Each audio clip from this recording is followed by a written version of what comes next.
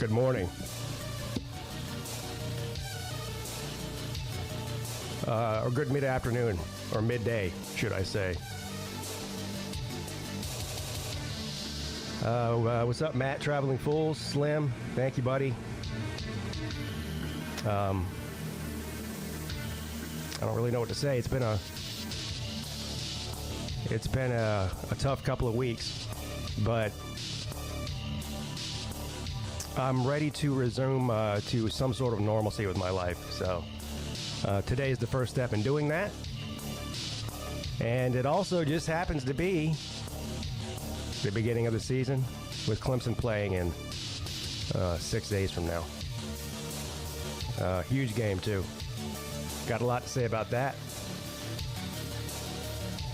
You know.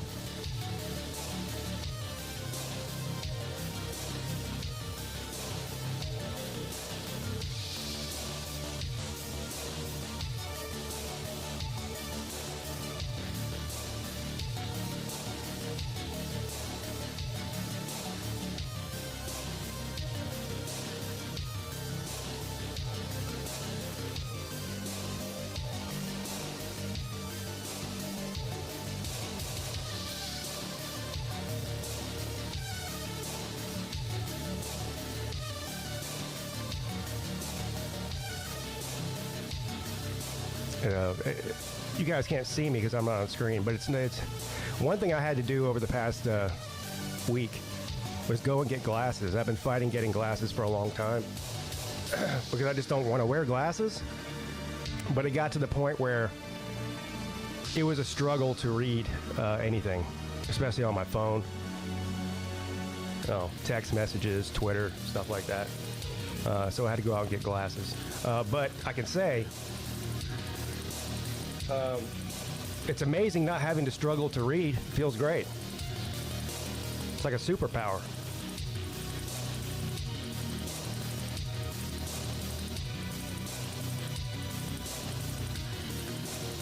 Look who's back.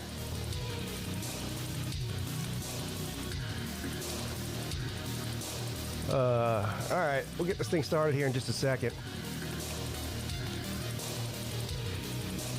Yeah, that's exactly how I look, fools. That's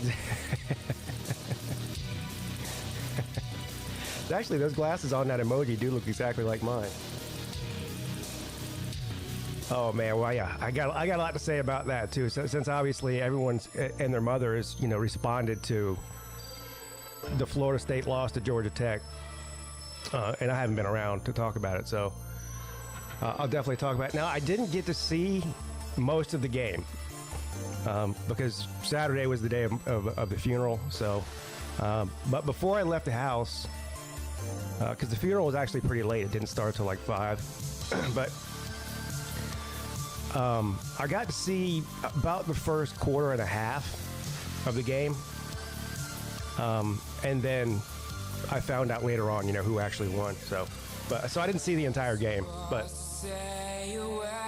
oh, this guy's singing now.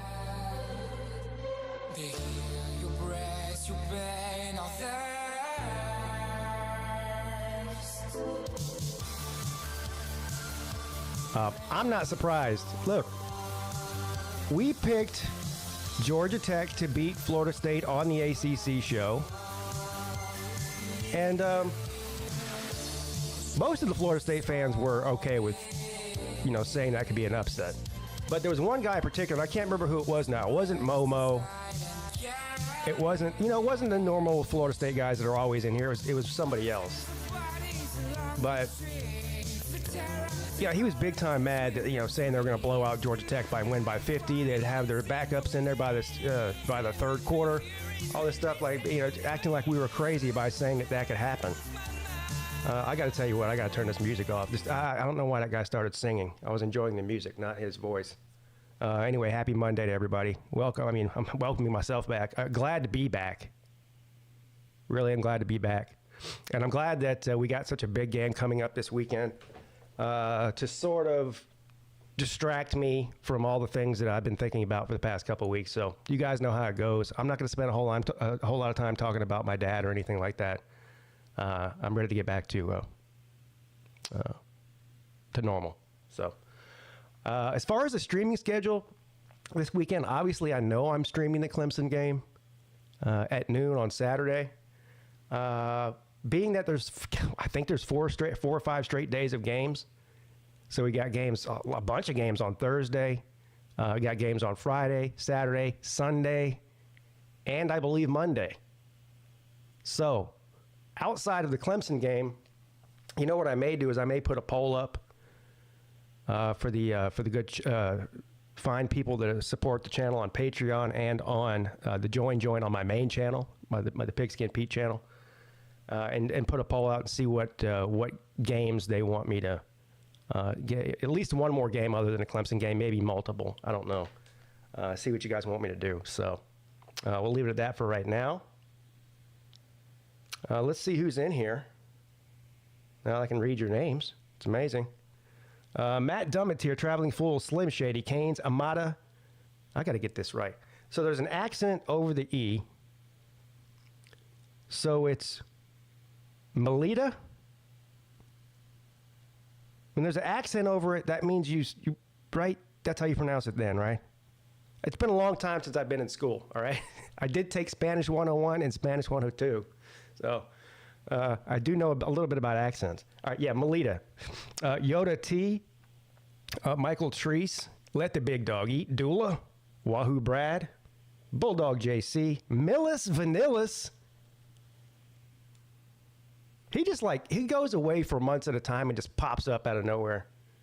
He must have the day off or something. I don't know. Jeremy Garrettson. Volusia, my man, Tater Man in a foreign land. Volusia Orange. Lisa. Hello, Lisa. I wear glasses, too, because I'm very nearsighted, but they accidentally got broke back in April and can't afford to get a new pair right now. See, I'm lucky. Well, not lucky, but I'm farsighted, so my only problem is up close reading. So I didn't have to. I just had to get a pair of readers. That's all. Thanks, Hoghead. Ballard's here. Zona. Alex Dean. Dog Behind Enemy Lines. All right.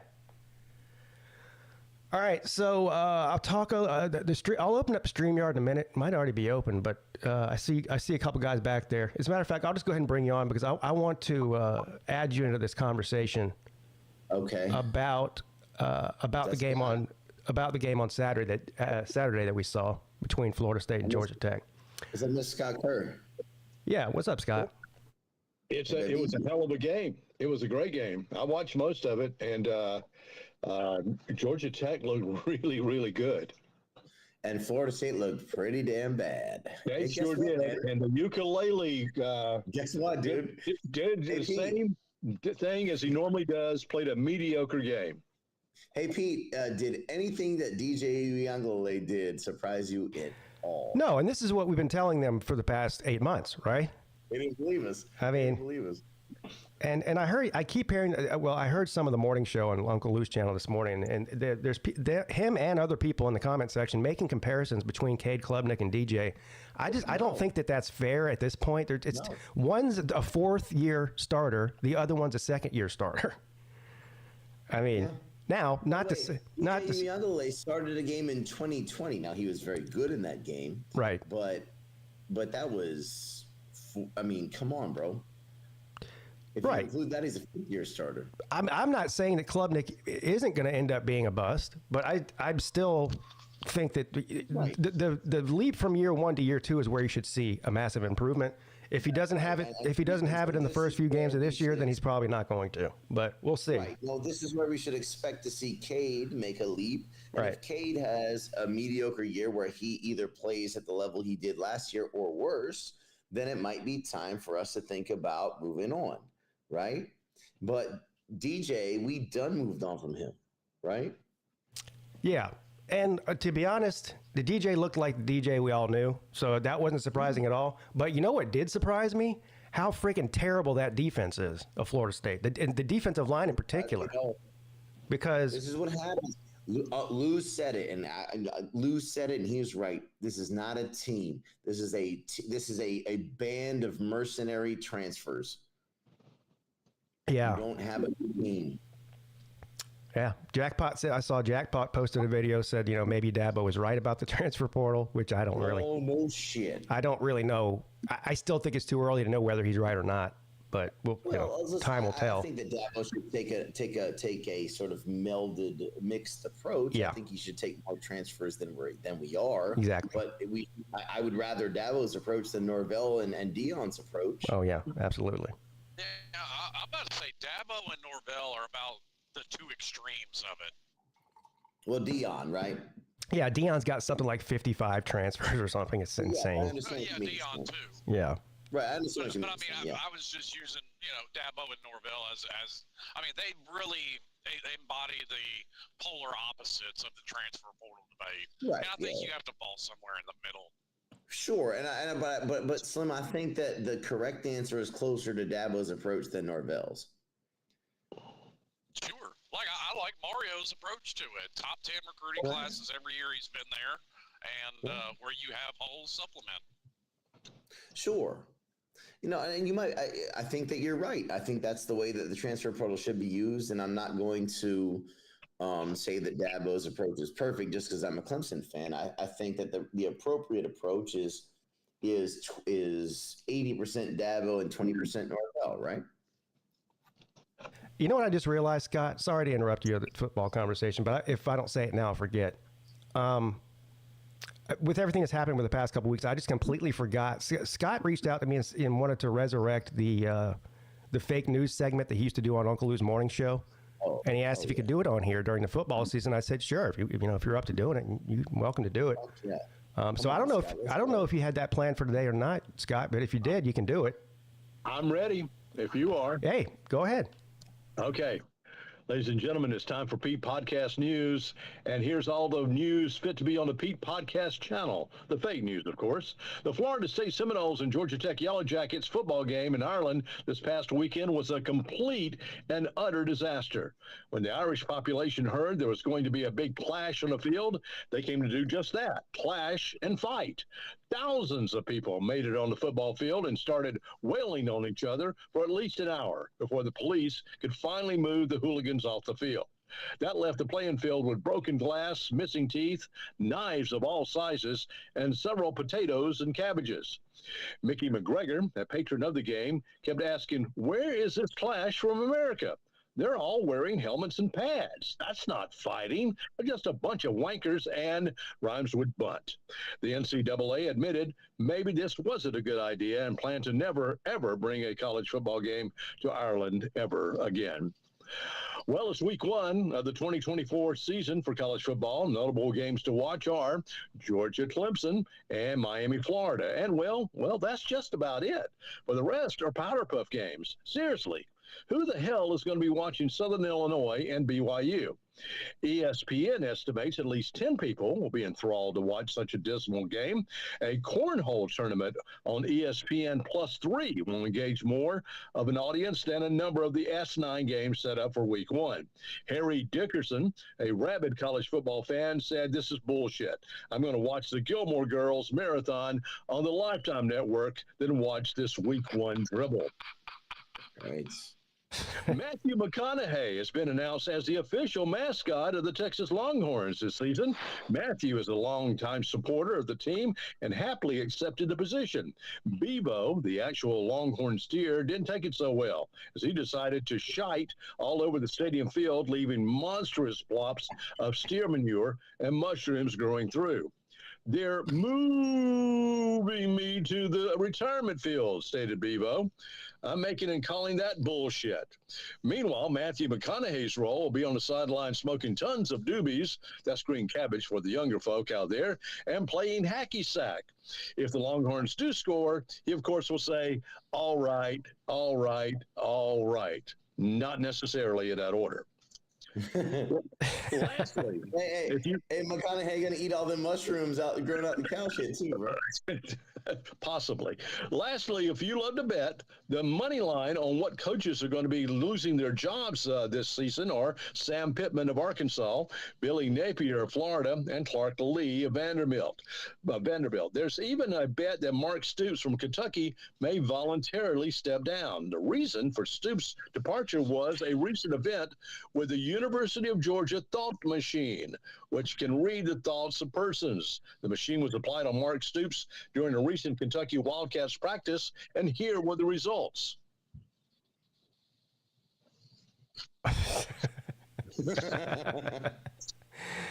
Oh, man. Peete Podcast Fake News is being brought to you by, hey, would you happen to be stupid?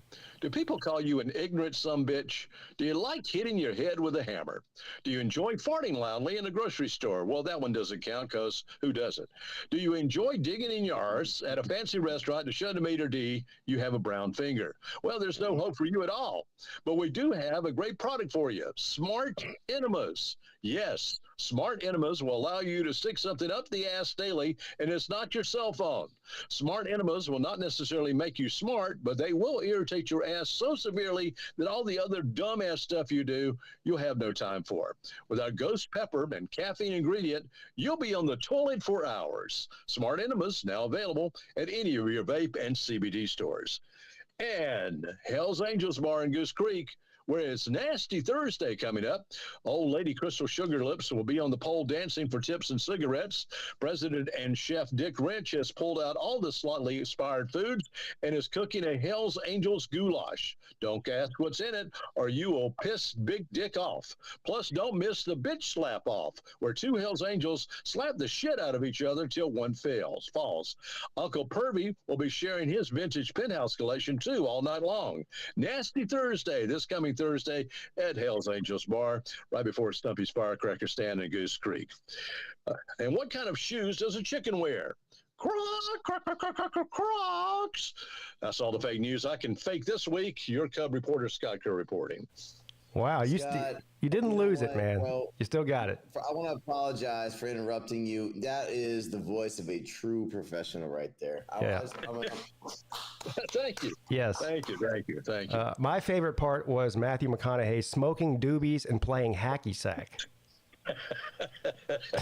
But I do reckon he will try and pick the question for Matthew McConaughey, he will try and pick the mushrooms that growing out the cow shit. The problem is, does he eat the ones with the purple rings, or does he eat the ones that's going to kill him? Yeah.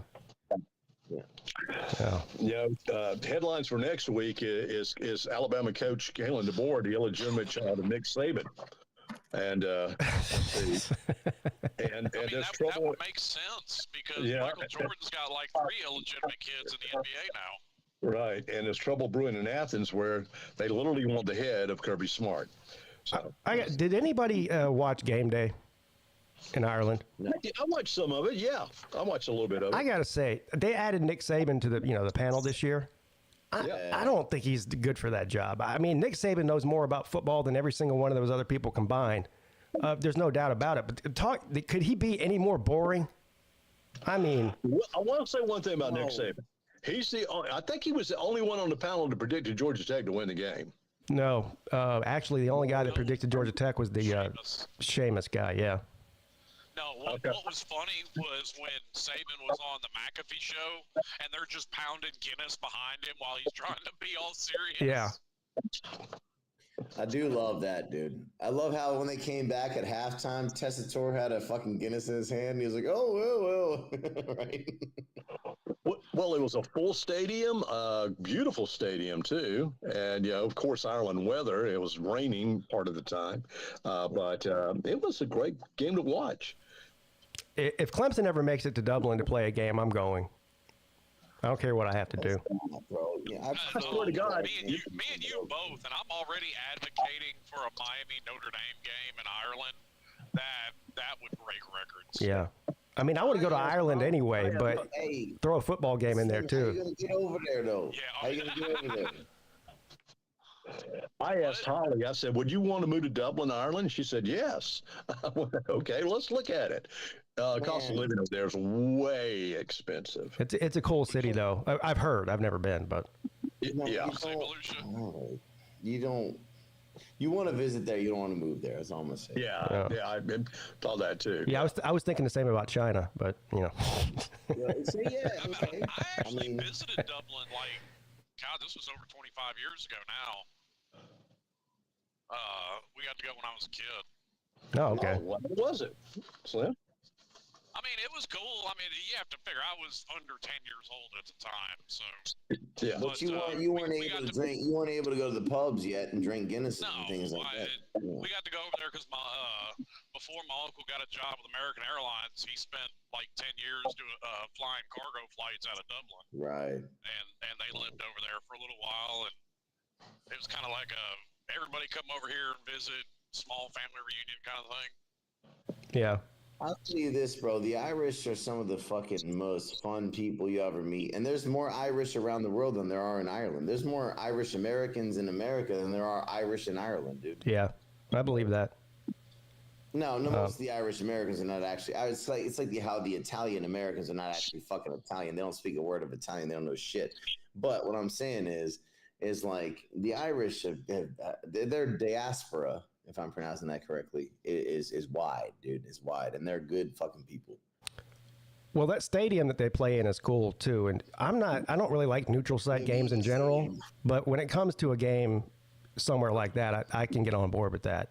I know, I like it. Like half dome glass thing, that was pretty cool. Yeah.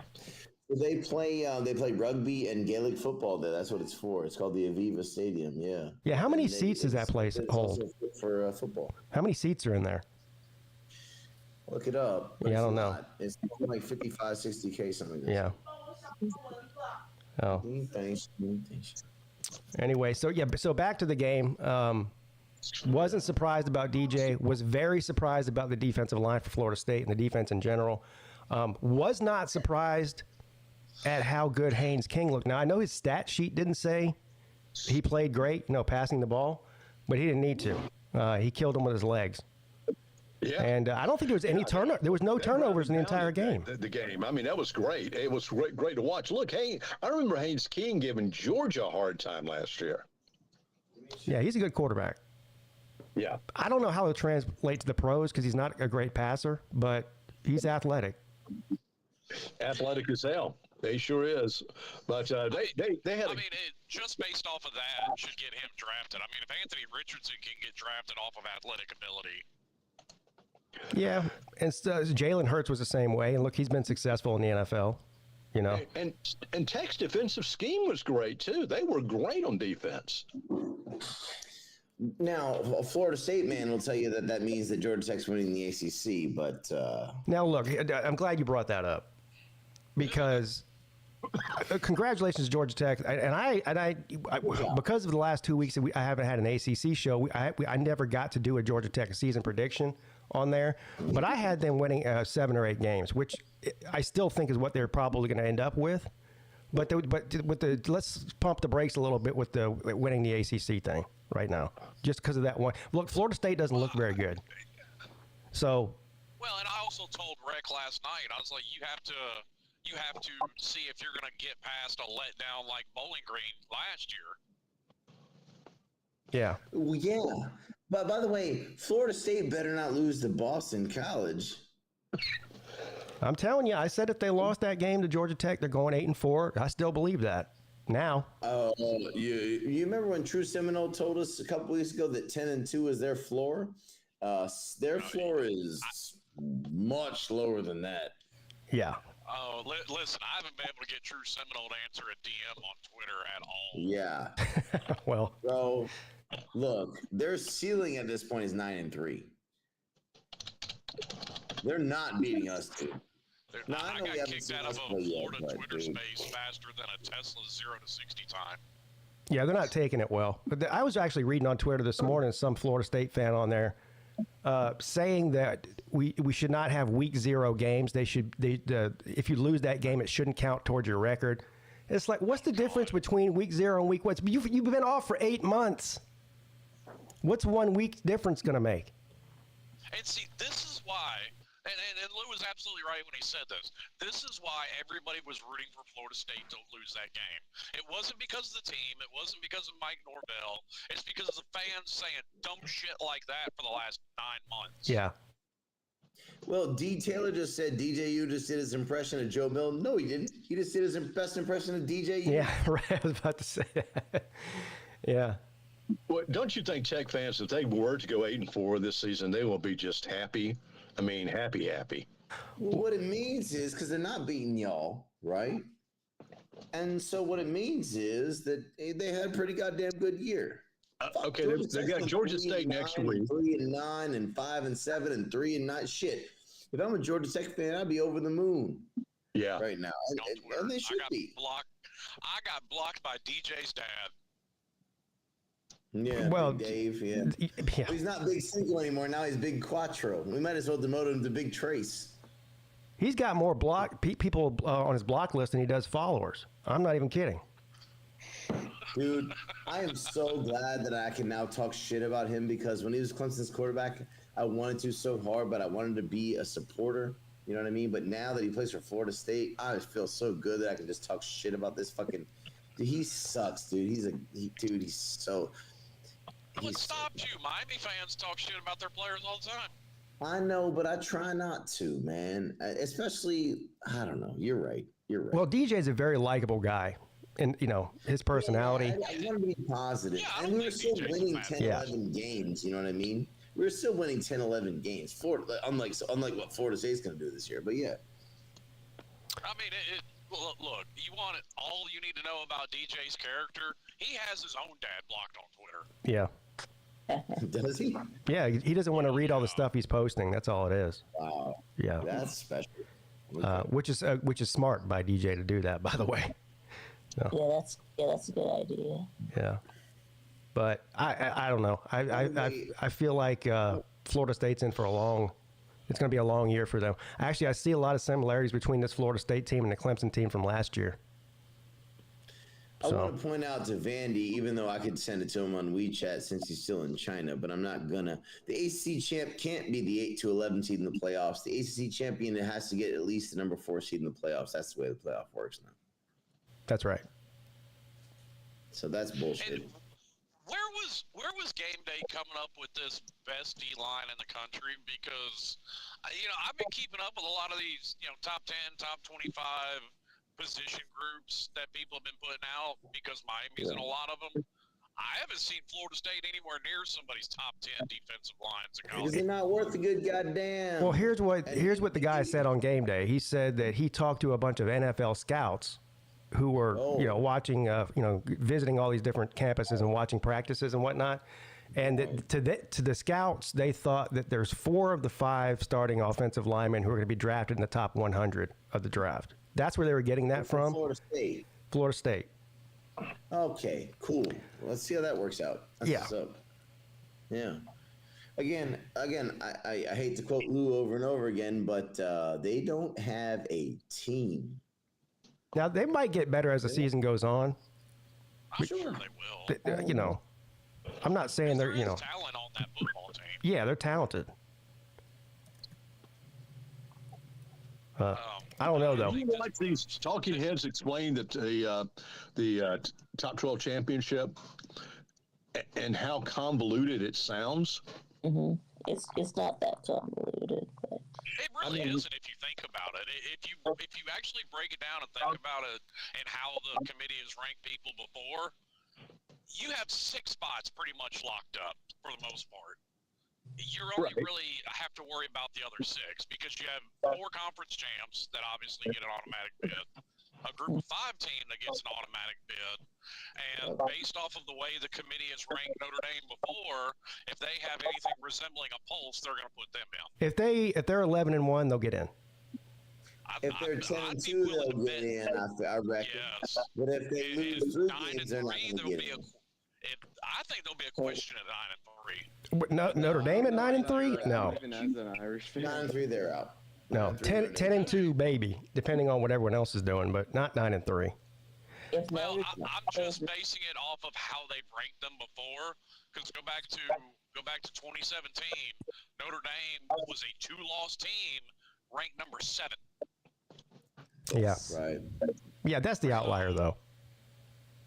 I mean, the USC win that year really helped out the Irish ranking. Yeah. Because USC had a strong team that year, and but USC's not beating USC is not going to help them this year because USC is not worth a fucking shit. USC will get better. I believe they'll get better as the year goes on, but I don't think they're going to be a great team.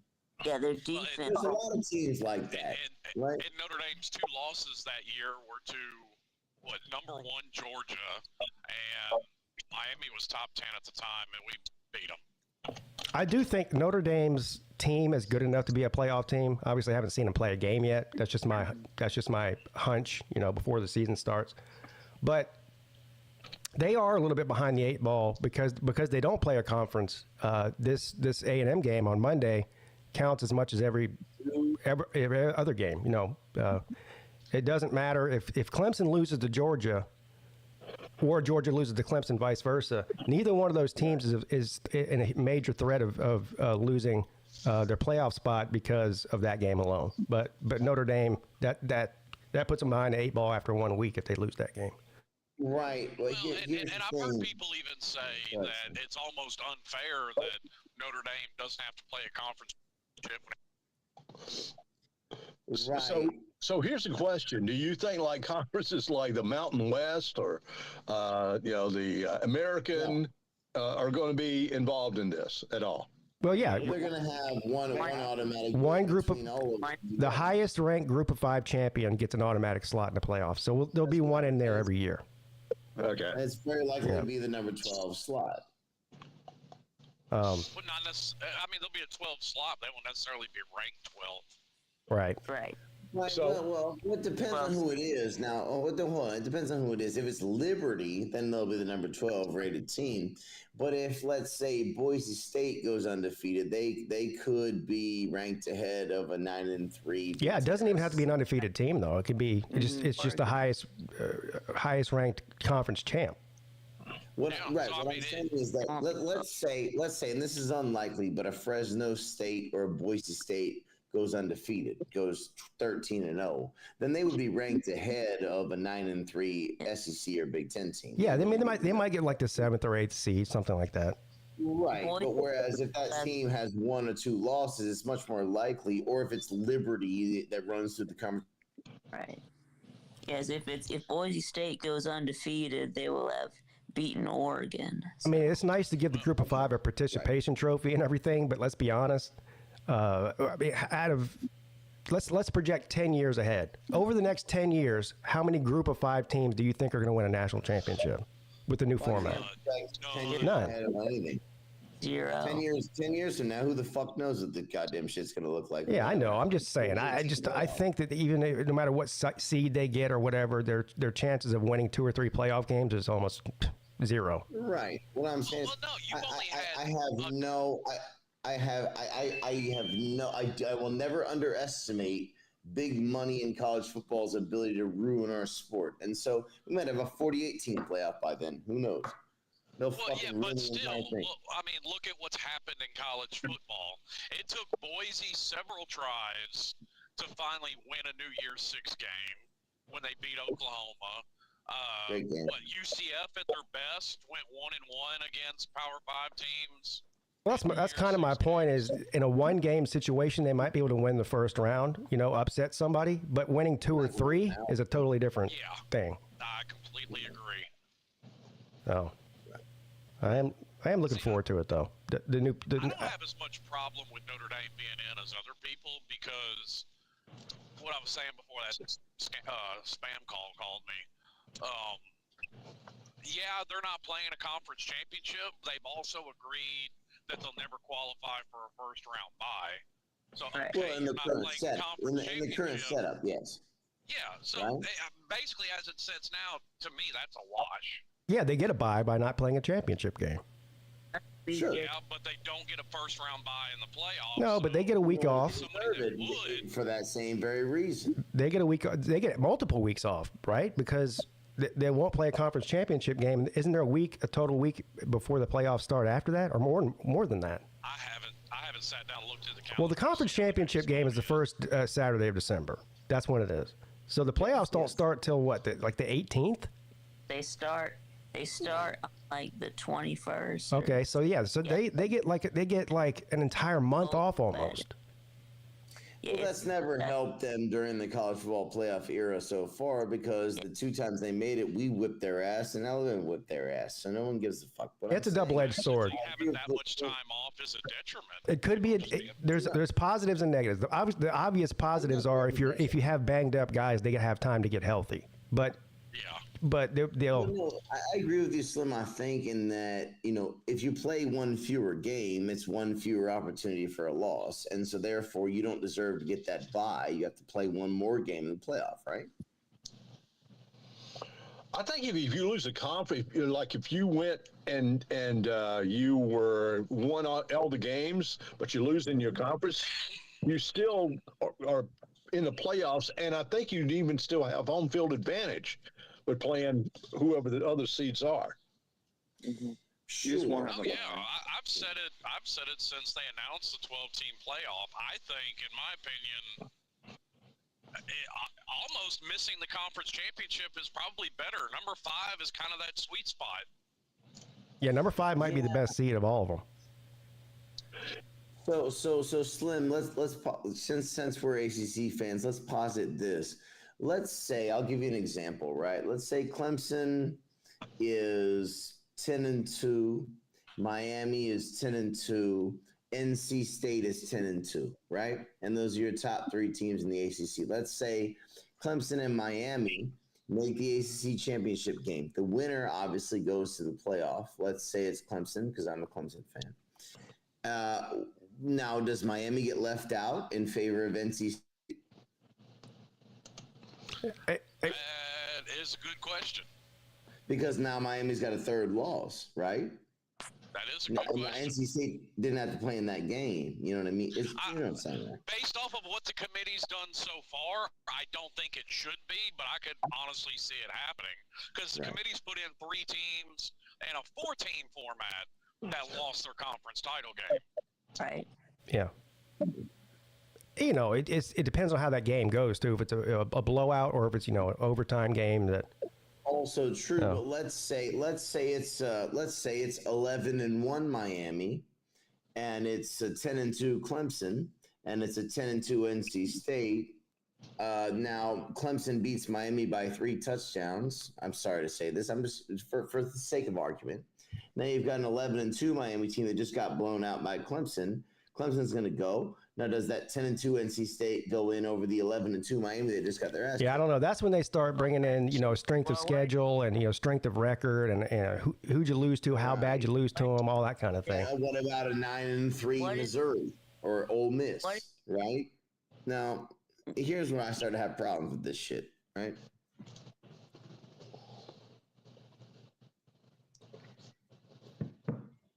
Well, that's what. Guys, I'm out of here. I got to get back to work. Pete, if you want, I'll do this every Monday for you. Hey, it's up to you, buddy. Okay, man. Yeah. Dude, Scott, please do, bro. It's fucking awesome. Thanks, guys. All right. See you later, Scott. So Nick Saban brought this up on the on College Game Day, talking about how unfair it was. He did the way that he doesn't like the way that the college football playoff talks about the 4 best teams or the 12 best teams is their standard.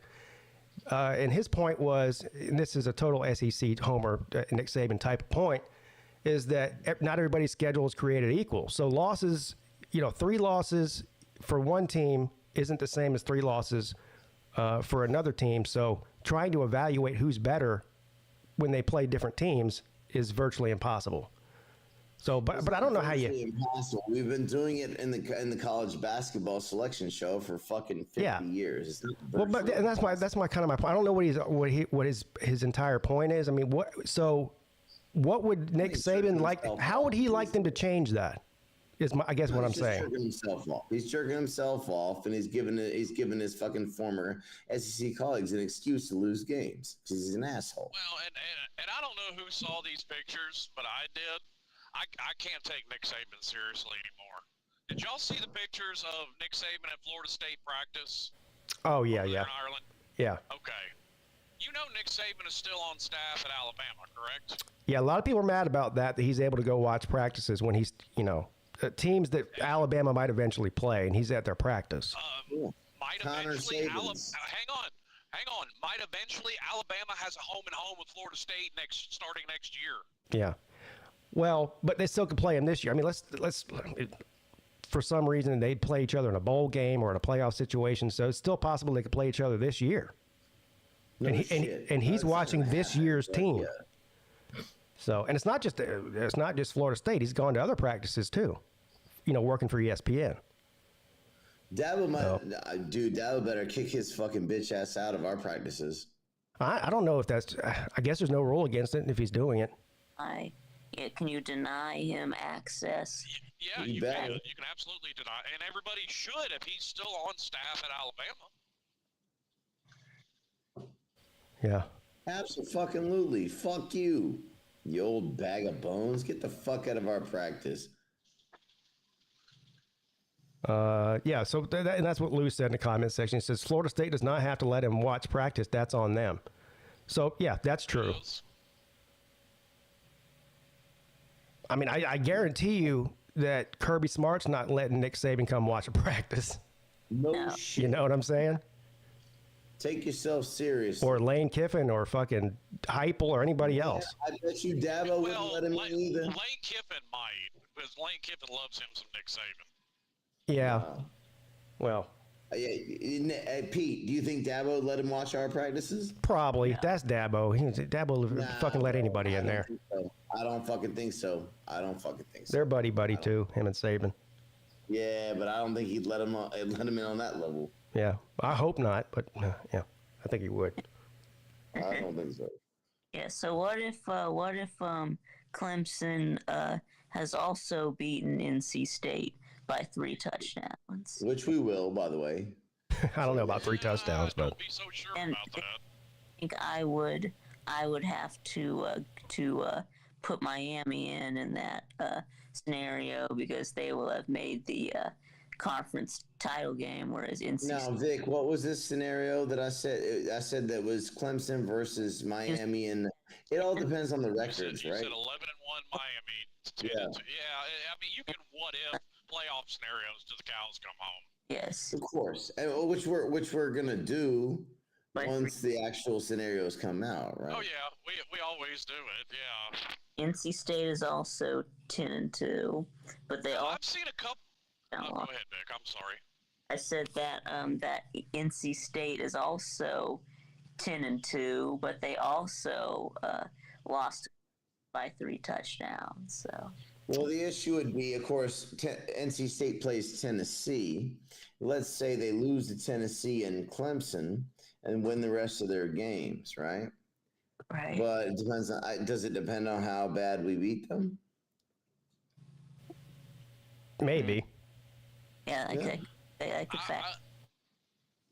I've seen a couple of record predictions that I'm not sure how to feel about for Miami. And they were a couple different people came up with the same record prediction. One of them was that pickle dude from On 3, whatever, the little blonde-headed fucker. Oh, yeah. Maybe Pickle. Yeah. And him and a couple others had the exact same record prediction for Miami.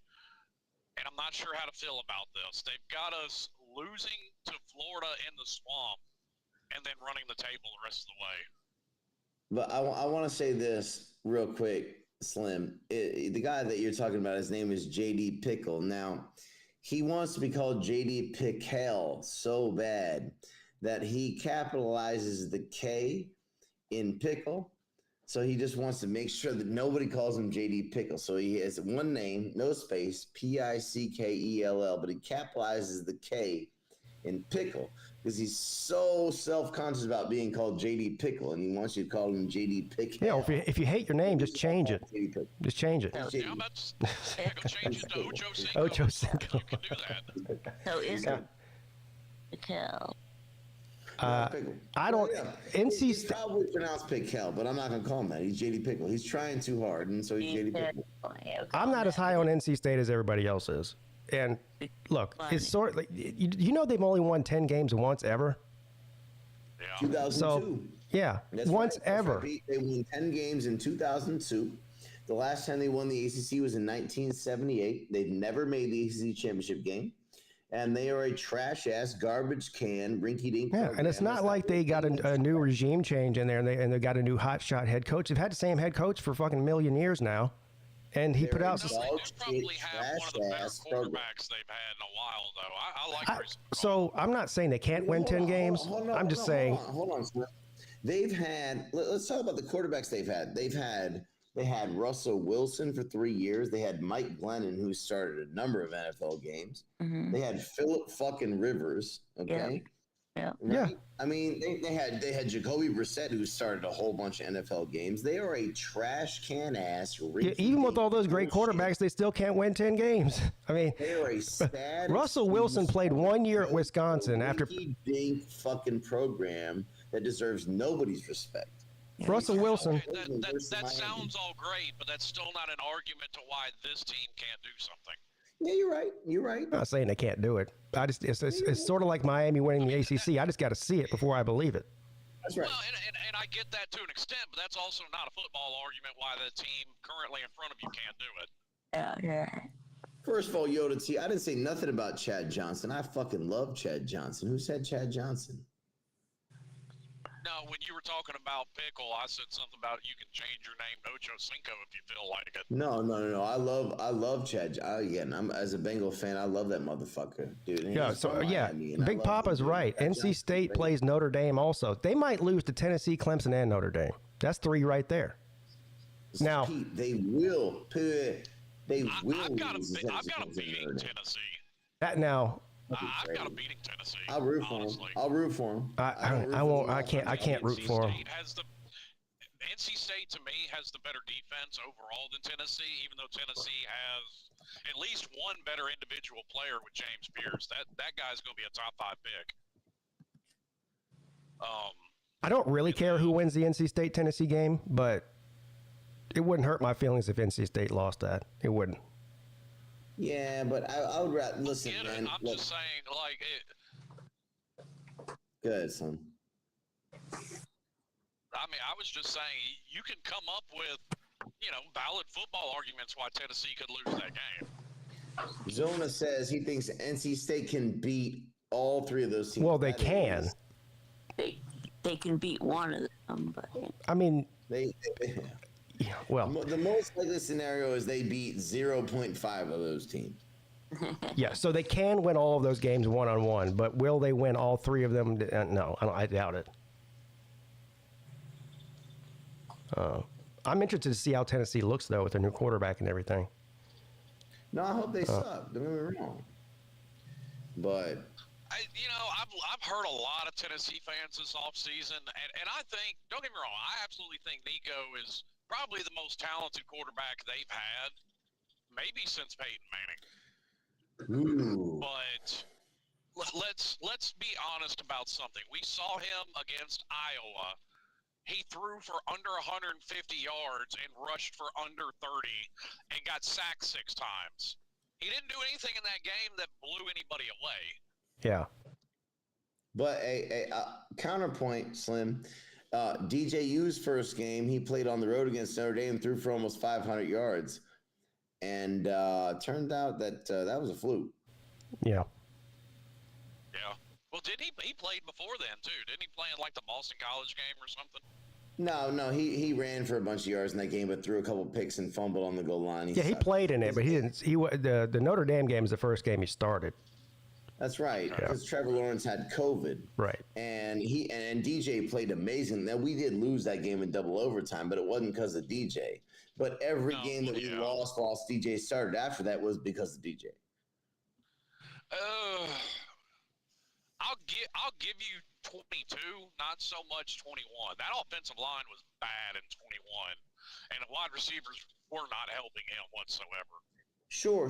Listen, and this is why you're right, and this is why I was still optimistic about DJ in 22. And in fact, we started 7-0 or 8-0 in 22, right? Yeah, we did. But we did. We were 8-0 that year until the Notre Dame game. And then I made the song and I embarrassed myself with that. But what I'm saying is that at the end of the day, DJU was not the guy, and we know that now, right? Oh, if we had a better quarterback on that 22 team, we'd have been in the playoff. And I completely agree with that. You made the statement that after that Notre Dame game, it was all on him. I can't put all of 21 on him. You know what? You're not wrong.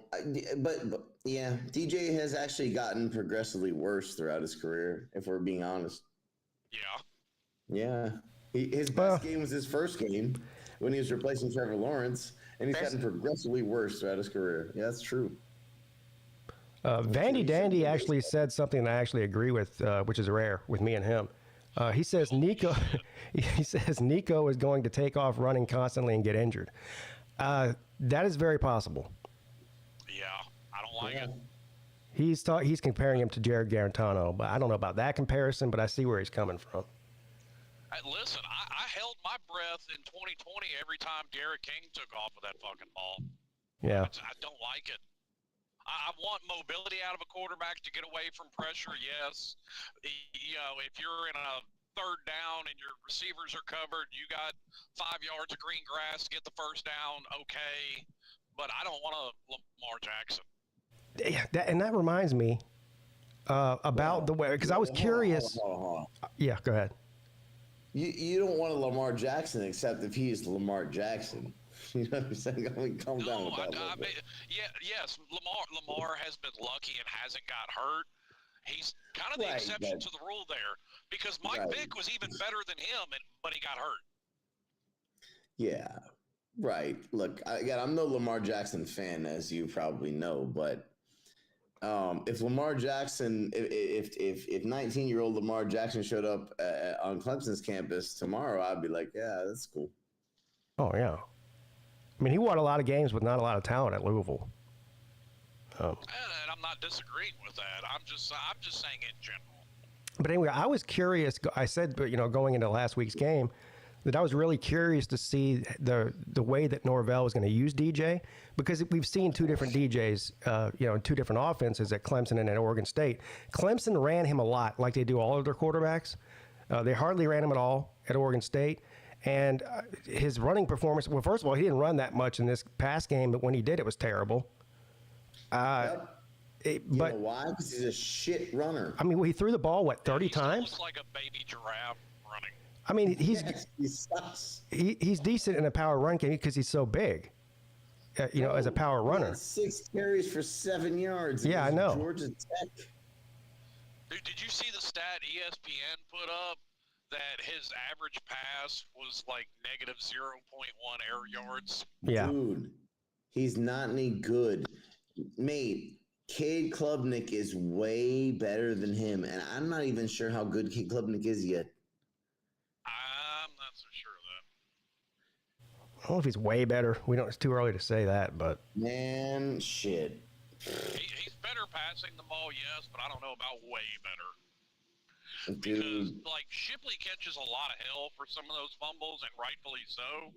But there are plenty of those was on some bad handoffs from Clubfoot, too. Oh, yeah. Look, I'm not... If Klubnik has a bad year this year, then I'm willing to consider giving up on Klubnik. Not during the season. Well, we'll see how it goes, right? Yeah, if he plays terrible this season, I'm done with him. Right, but I fully anticipate Klubnik being better than DJ this season in this league. I do too. Yeah. Well, and I even understand the argument, because me and Jordan Bowman were going back and forth on Twitter about this. I understand the argument that wide receivers were hurt last year at Clemson, but your wide receiver core has been on a milk carton since 2019. Yeah, well, I know everyone deals with injuries, but our top 3 receivers were all decimated with injuries for the past 2 years. So they hardly played, and when they did play, they weren't really much of a factor. Knock on wood. That even covers the last 2 years, but the last time your wide receiver core you really could call elite was 2019. They weren't that great in 2020. 2020, they were still pretty good. 2020 was still pretty good. I said not elite. Pretty good. What I'm going to say is we just signed 2 of the top 6 wide receivers, freshmen out of the entire college class. Now, I'm not sure they're both going to be ready immediately, or they're both going to be game breakers. I mean, we've signed a few guys like a Frank Gladson and a Joseph Ngata who are five-star receivers, and they didn't pan out. But I mean, it does. I do feel fairly optimistic given the current spring ball takes and everything like that. Yeah. I feel like Somebody like Adam Randall, for example. So he blew his knee out before his first season. So that season was a wash. Last year, he was still had nagging problem with that same knee, so he hardly played. This is the first year in 3 years that he's been completely healthy going into the season. Now that could all change. Tyler Brown, we got Antonio Williams. Antonio Williams is healthy. Well, and to Belusha's point, that was Frank Gladson's problem, inability to stay healthy. Yeah. So what's going on with the wide receiver room at Clemson? Well, none of them can stay healthy. Listen, bro, I it's a concern of mine as well. I mean, I just think it happens. So sometimes teams get a lot of injuries certain years, and certain years they don't. And you brought up Belusha. Everything out of fall camp is sunshine and rainbows. And I'm glad you brought that up, because I've rallied against that for years, listening to the BS that comes out of fall camp. And thank Florida State, because everything out of their fall camp was sunshine and rainbows too. Now, but they've never seen any of the motherfuckers, because they just came in 2 weeks before fall camp, and they don't even spring camp. They don't even know what the hell's going on. Right. Whereas, what's the kid that we got last year? What's his name, bro? Pete. What's the kid? What position? Receiver. Oh. Are you talking about played last year, or we just signed as freshman? Did not play last year. What's his name? Wesco. No, Wesco's a freshman. I'm talking about the kid who was a freshman last year. Tyler Brown. No, because he played, and he was our best receiver last year, frankly. No, I'm talking about the kid. Oh, shit. Oh, God. Oh, touch the end, maybe? I don't know. What the hell's his name? Look him up. Reality is 5 days away for Clemson believers. Look, fuck you. Georgia fans are way too confident going into this week. I'm telling you, they are. Of course they are. I think they should be, though. I mean, Georgia's the most talented team in the country, probably. Yeah. Sure. Should they beat us? Yes. PJ just says Stellato. No, Stellato's a junior. That's where a lot of my confidence is coming from. I mean, I wonder if Miami was as talented in 2004 when they came in the conference as they are right now. Yeah. Because that was during, the downslide, a couple seasons before they hit rock bottom. I mean, Georgia's favored for a reason, and they should be. But I think the confidence of Georgia that they're just going to come and steamroll over Clemson for 4 quarters, I don't think that's the case at all. Noble Johnson is who I'm talking about, Pete. Oh, yeah, Noble Johnson. That's right. Brenning Stool will be a big part of the offense this year, too. He was great last year. But he's your leading receiver, receiver, isn't he? Yeah, he stepped up big time with all the injuries at wide receiver in the passing game. And I know that... Look, I don't think that we're going to win the game. I don't think we're going to win the game. But I think the Georgia fans that are saying they're going to beat us by 5 touchdowns, they might, right? But I doubt it. Yeah. I mean, I don't think 5 touchdowns, but I kind of do agree with the spread. I already made a bet on it. I've got Clemson in 13 points. Sure, okay. But if you by the way, shout out to Georgia Tech, because I got them at 13, and I parlayed that with the under, and I parlayed that with SMU on the money line. So that paid for my new Xbox. Well, good for you. There you go. Yeah, I mean, look, I think 13.5 is the right line. I would say I think that Georgia wins by somewhere between 7 and 11, right? Yeah, I don't know. I think Clemson has a decent chance to win the game outright. I think we do too. I think it's somewhere around 20 to 25%, right? Yeah, something like that. Yeah. So, okay. Now, if we do, now, Pete, I want to be very fucking clear, and I don't even have to tell you this. If we do pull that out, we're going to be on here talking mad shit out of our asses, and we deserve it. Of course. But what's it going to be if y'all don't? Well, everyone expects them to lose anyway, so what's the big deal? I'm just telling you, I think we're going to lose. Like what's the thought? What's the train of thought of a Clemson man if it's a 3-score game? I'll tell you. Okay, if it's a 3-score, if they win by 21 points, is what you're saying? Okay. But 17 then my train of thought Yeah. is let's win out and make the playoffs. If they lose by 20 points or so, I will be concerned at that point because they should play the game closer than that. Right. No, I disagree. Yeah. Slim. So I think that if we lose, let's say we lose the game by 20 to 24 points or even 28 that's points, embarrassing. I would say, you know what? Look, I mean, Georgia might be the best team in the country. Let's win out and make the playoff. Like, it's not like Florida State losing to Georgia Tech, is it? I mean, that's true. You know what I mean? If we lose to Georgia, I mean, fuck. Okay, fine. Now, if we lose 49-3, then I'll be concerned. But if we lose, you know, let's say 38 to 17, 38 to 14, I'll be upset. But you know, I'll just say, hey, let's just regroup and try and win. Yeah, no, I'll be concerned if that happens. Excuse me. Yeah. By the way, I got a bone to pick with Uncle Luke on why he is sending his little brother internationally to pick on my little brother. What? Huh? His little brother, Georgia Tech, over there beating up on my little brother in Florida State. Oh, okay.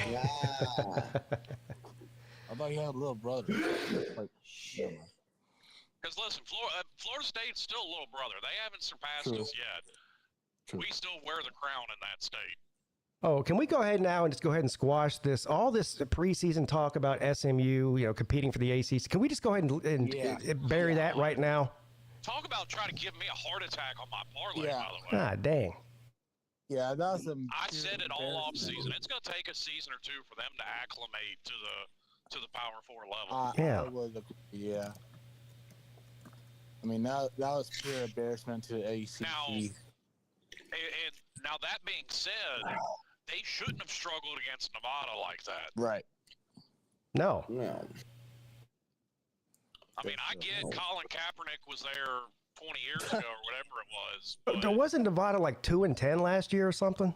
They were, and they were 2-10 the year before that. Yeah, they're like like one of the worst group of 5 teams that there is. Maybe the worst. And SMU was like 11-2, I think. Yeah, they That's were. Right. Oh. After that, and SMU lost their bowl game last year to Boston College, an ACC team. I mean, not a very good one either last year. No, Boston College. No. I mean, shit, we ran them off the field in December. No, Boston College. Nobody's on Vanderbilt level disappointment. Calm down, bro. Hey, now you want an upset, and I'm calling this now. Like half of New Mexico State staff and players transferred to Vanderbilt. I got them beating Auburn again. Who does Vanderbilt play this week? Which, by the way, would tie the series all time between Vanderbilt and Auburn. So, Pete, Vanderbilt is at home against Virginia Tech. Yeah, Virginia Tech. That's right. They're going to lose. Yeah, they're going to lose to Virginia Tech. By a lot. That'd be funny. I've heard some people say that they're not buying the hype on Virginia Tech. I've heard. I'm not buying the hype. I'm not buying the ACC champion hype, but I'm buying into them being better than they were last year. I'm buying said they're going to play spoiler to somebody, which probably, yeah. Speaking of which, spoiler alert, y'all got to go to Blacksburg. Oh, I know, in November too. Yeah, and if that's a night game, Slim, I've seen people predict a loss for us in that game. I don't. Yeah, it's hard to predict that far away from now, actually. Yeah, I mean, I'm not predicting it. All I'm saying is that is a losable game. Yep. Yeah. It's one of our more difficult games of the season. Yeah. Yeah, I mean, Florida State on the road, Virginia Tech on the road. Most of our other games are at home. That are NC State at home, Louisville at home. We're not losing to NC State at home. That's not. You better beat the NC State Wolf. We're not losing to NC State at home. All right, now I'm here's a not question. even remotely concerned about that. Here's a question, just hypothetical. If I'm right, and NC State beats Tennessee, do you become concerned about that game? No. Well, it really depends on how Clemson looks. I mean, we are not losing to NC State at home. That is not a thing. Well, their record in Death Valley is not good. NC State. Hey, Pete, when was the last time NC State won in Clemson? You know? Oh, God, it's probably been 15 or 20 years. Somebody said that the other day. It was 03, I think. Yeah, 20 years. 22 years ago. Okay. There you go. I was off by a year. That ain't bad. So our buddy Dave, Donut Dave, he's never beat Clemson in Death Valley. Oh, no. Well, you know who the coach was? Here, trivia time. Who was the NC State coach last time they beat us in Clemson? Yes, Lou. Yeah, Lou. See you later, buddy. Yeah, the lunch money tonight at 10 p.m. I'll be there. Who was the coach for NC State? Who was the coach at NC State the last time they won there? At Clemson, yep. Shit, I don't even remember. I don't remember.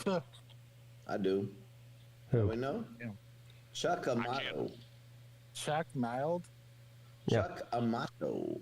Oh, sorry. Yeah. Baylor man's got it. Chuck Mild. Okay. Yeah. That sounds like a... When Philip fucking Rivers was a sophomore. What? Phil Yes. Rivers went to NC State? That's surprising. Yeah, dude. Yeah.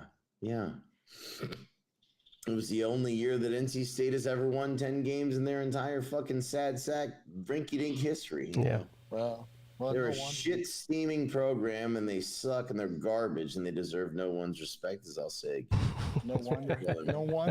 Tell us how you really fucking feel. joke. No wonder he Dude. found a...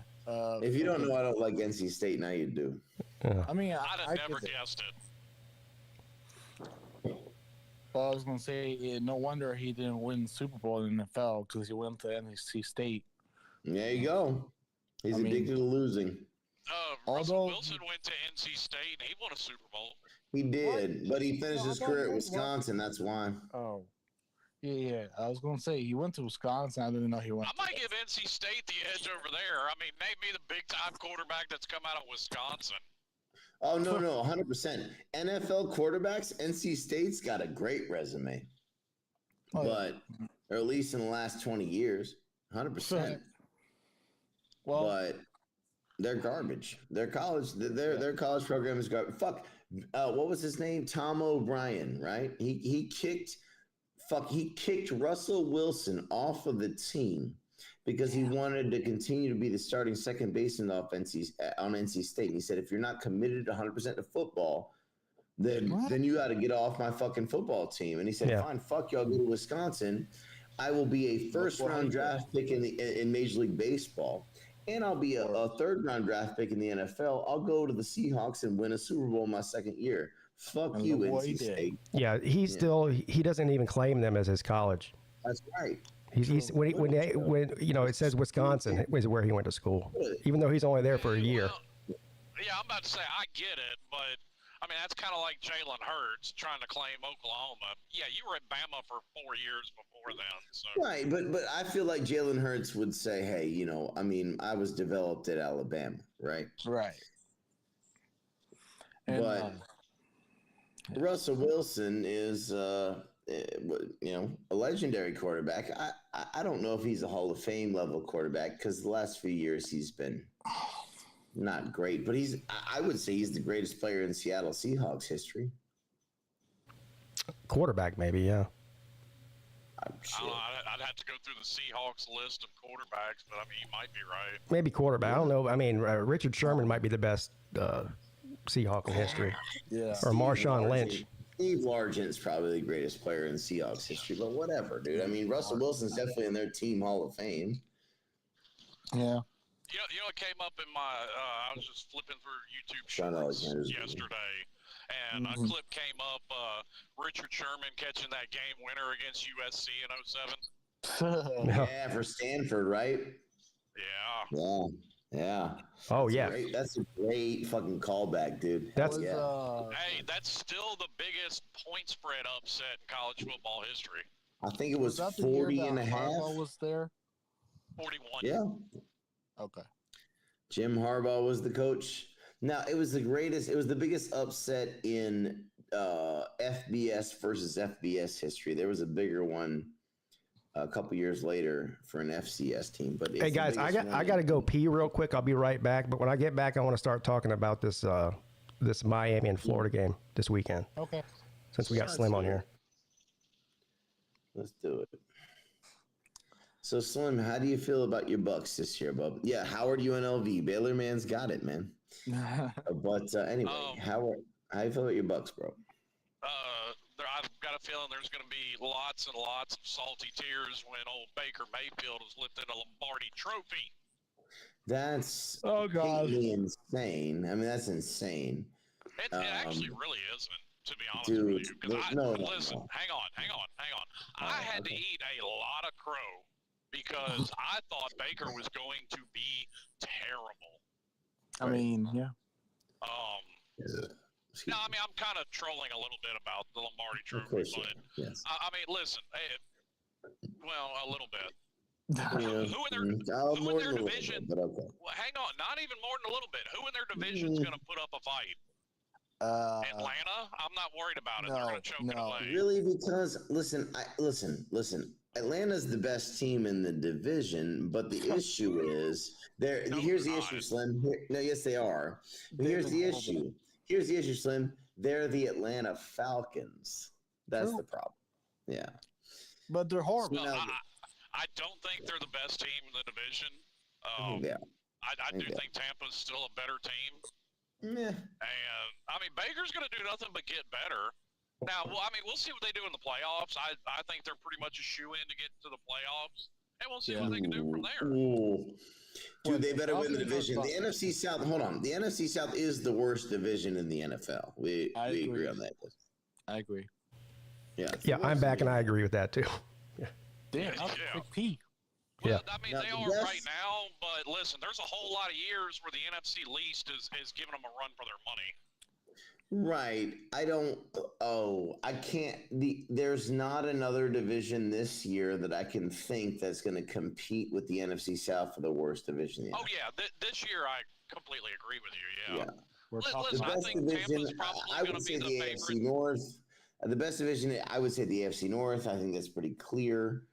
Obviously, I'm an AFC North fan, but I would say it's the AFC North, followed by the NFC West. But I agree with both of those. Yeah.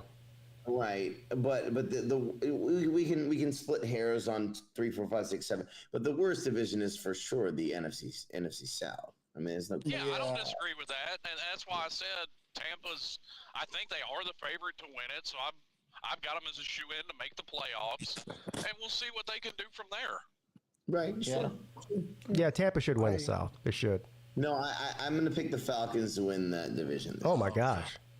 Oh, listen, and then when it comes to the playoff run, they've been able to keep Godwin and Evans, so that offense is going to be able to make some noise in the postseason. Well, and the offensive line is not terrible. Not good. Well, it's not terrible. I have some questions there because Ryan Jensen retired, but we got Kappa. Bengals got Kappa. Yeah, but Tristan Wirfs is really good. Tristan Wirfs really good, bro. Yeah. Well, what I was going to say is, can you really point me to where Jason Light as a GM has missed on a draft pick? I mean, he came in swinging, got Mike Evans, and has done good pretty much every year. Well, okay, but that was 10 years ago. I mean, that's okay. But but all the way up. I mean, Tristan Wirfs was in contention for Rookie of the Year after he drafted him too. Well, Mike Evans is a Hall of Famer. So, yeah. I'm just saying, I like the way he drafts. I've got no problem with the way he drafts, so I've got no reason to think that they can't make some noise.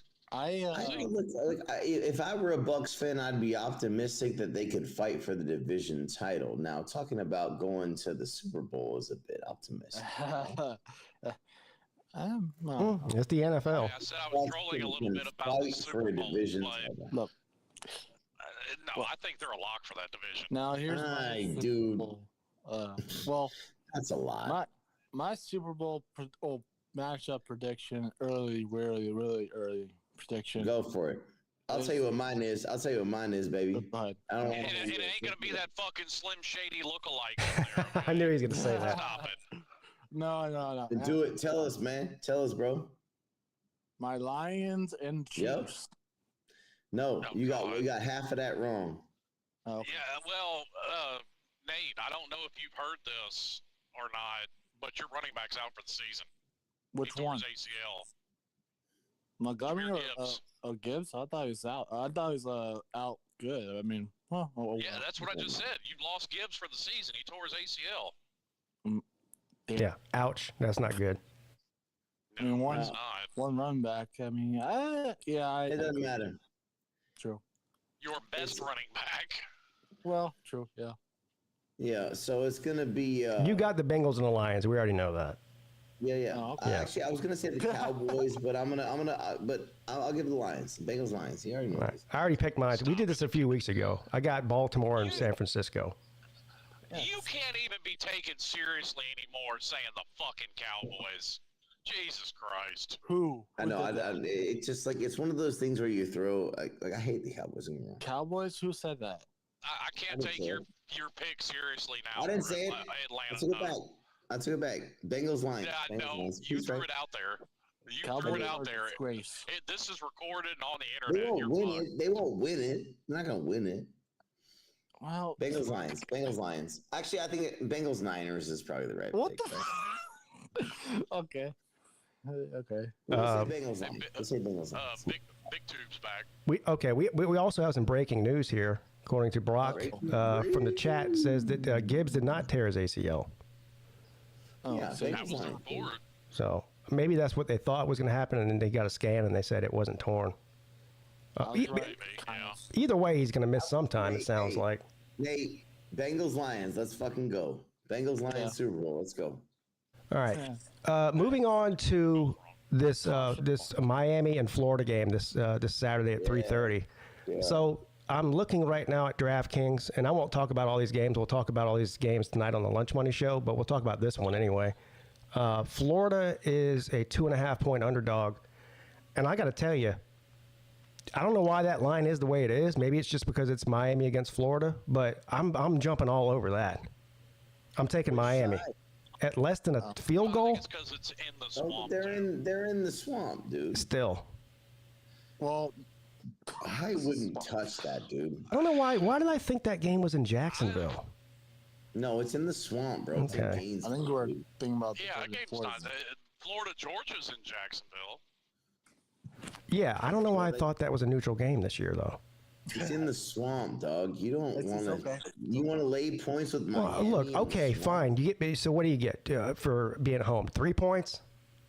I'm gonna not Wait, so touch they're that actually game on with a neutral 40-foot site. pole, They'd be a dude. 5-point dog.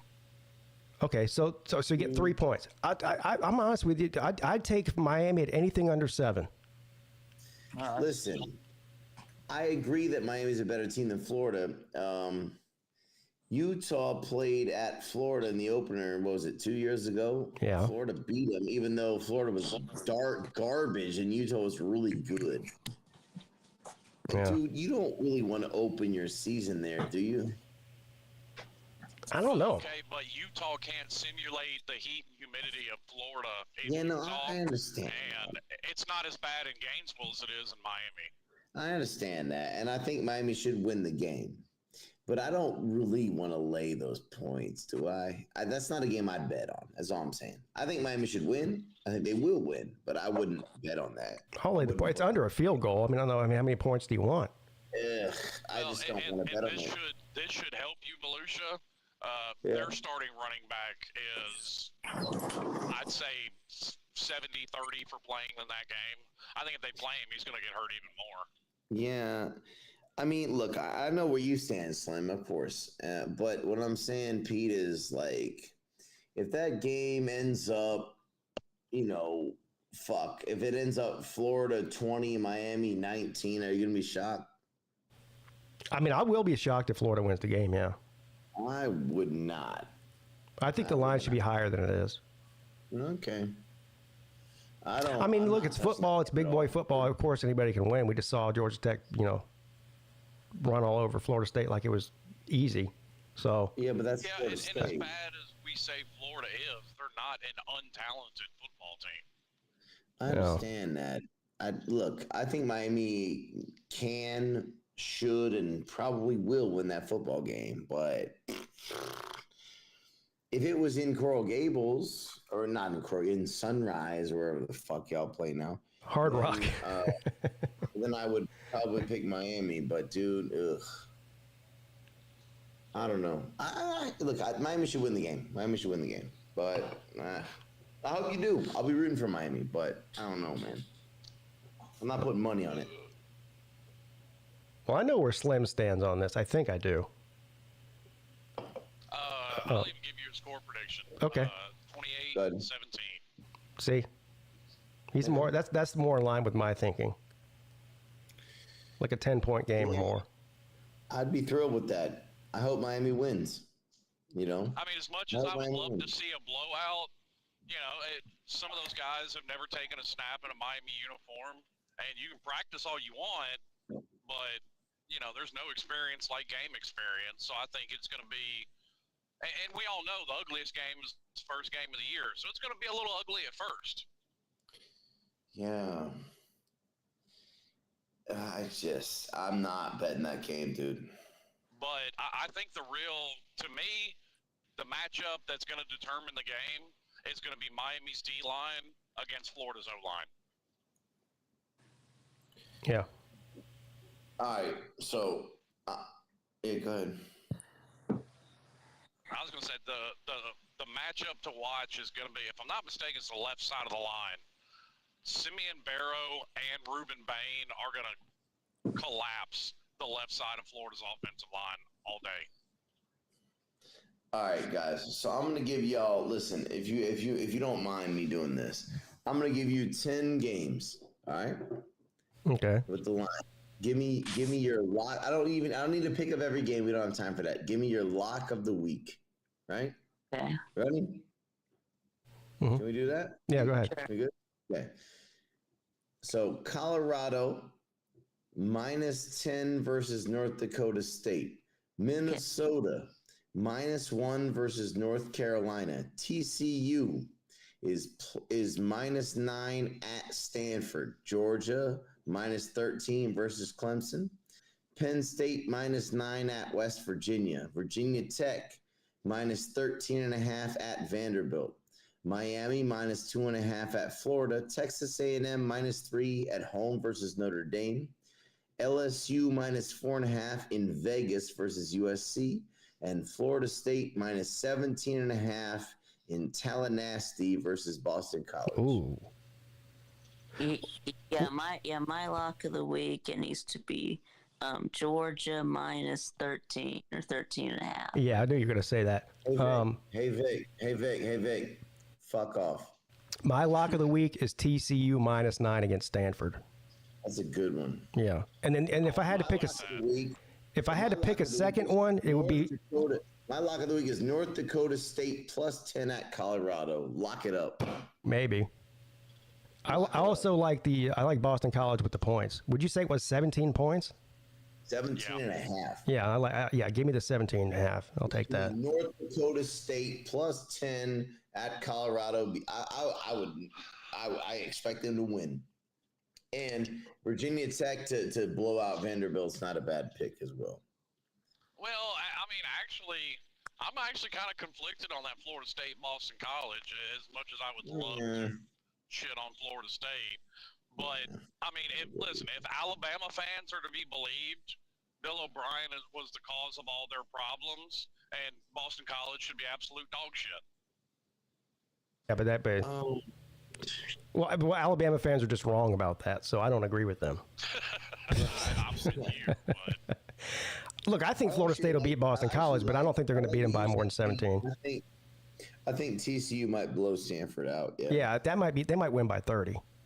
Yeah, that's not a bad pick. Stanford's going to be really bad, man. They are. Now, I do like the North Dakota State. So.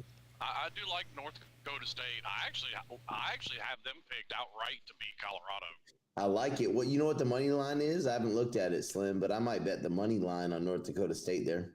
Where is that game? Lou couldn't find it. It's in Boulder, Colorado, but I don't give a fuck. Yeah.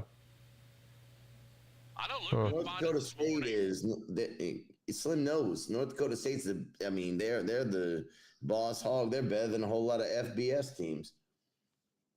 Dude, they won like what, 4 consecutive FBS national titles in a row? Yes, FCS. Now they just lost to South Dakota State this past year, but South Dakota State won the FCS national title. So that's right. Listen, it's not like North Dakota State's fallen off. No, and I love the money line for North Dakota State there, and I think that they may well win that game. But I think that if Colorado wins, it's going to be by the skin of their fucking teeth. That looks like an overtime game to me. What's the money line on that? That's a good question, but it's a 10-point spread, so it's probably going to be something like plus 230 or some shit like that. Hold on, I'll tell you right now. Let me find it. I've got it pulled up. What can I get? North Dakota State on the money line at Colorado.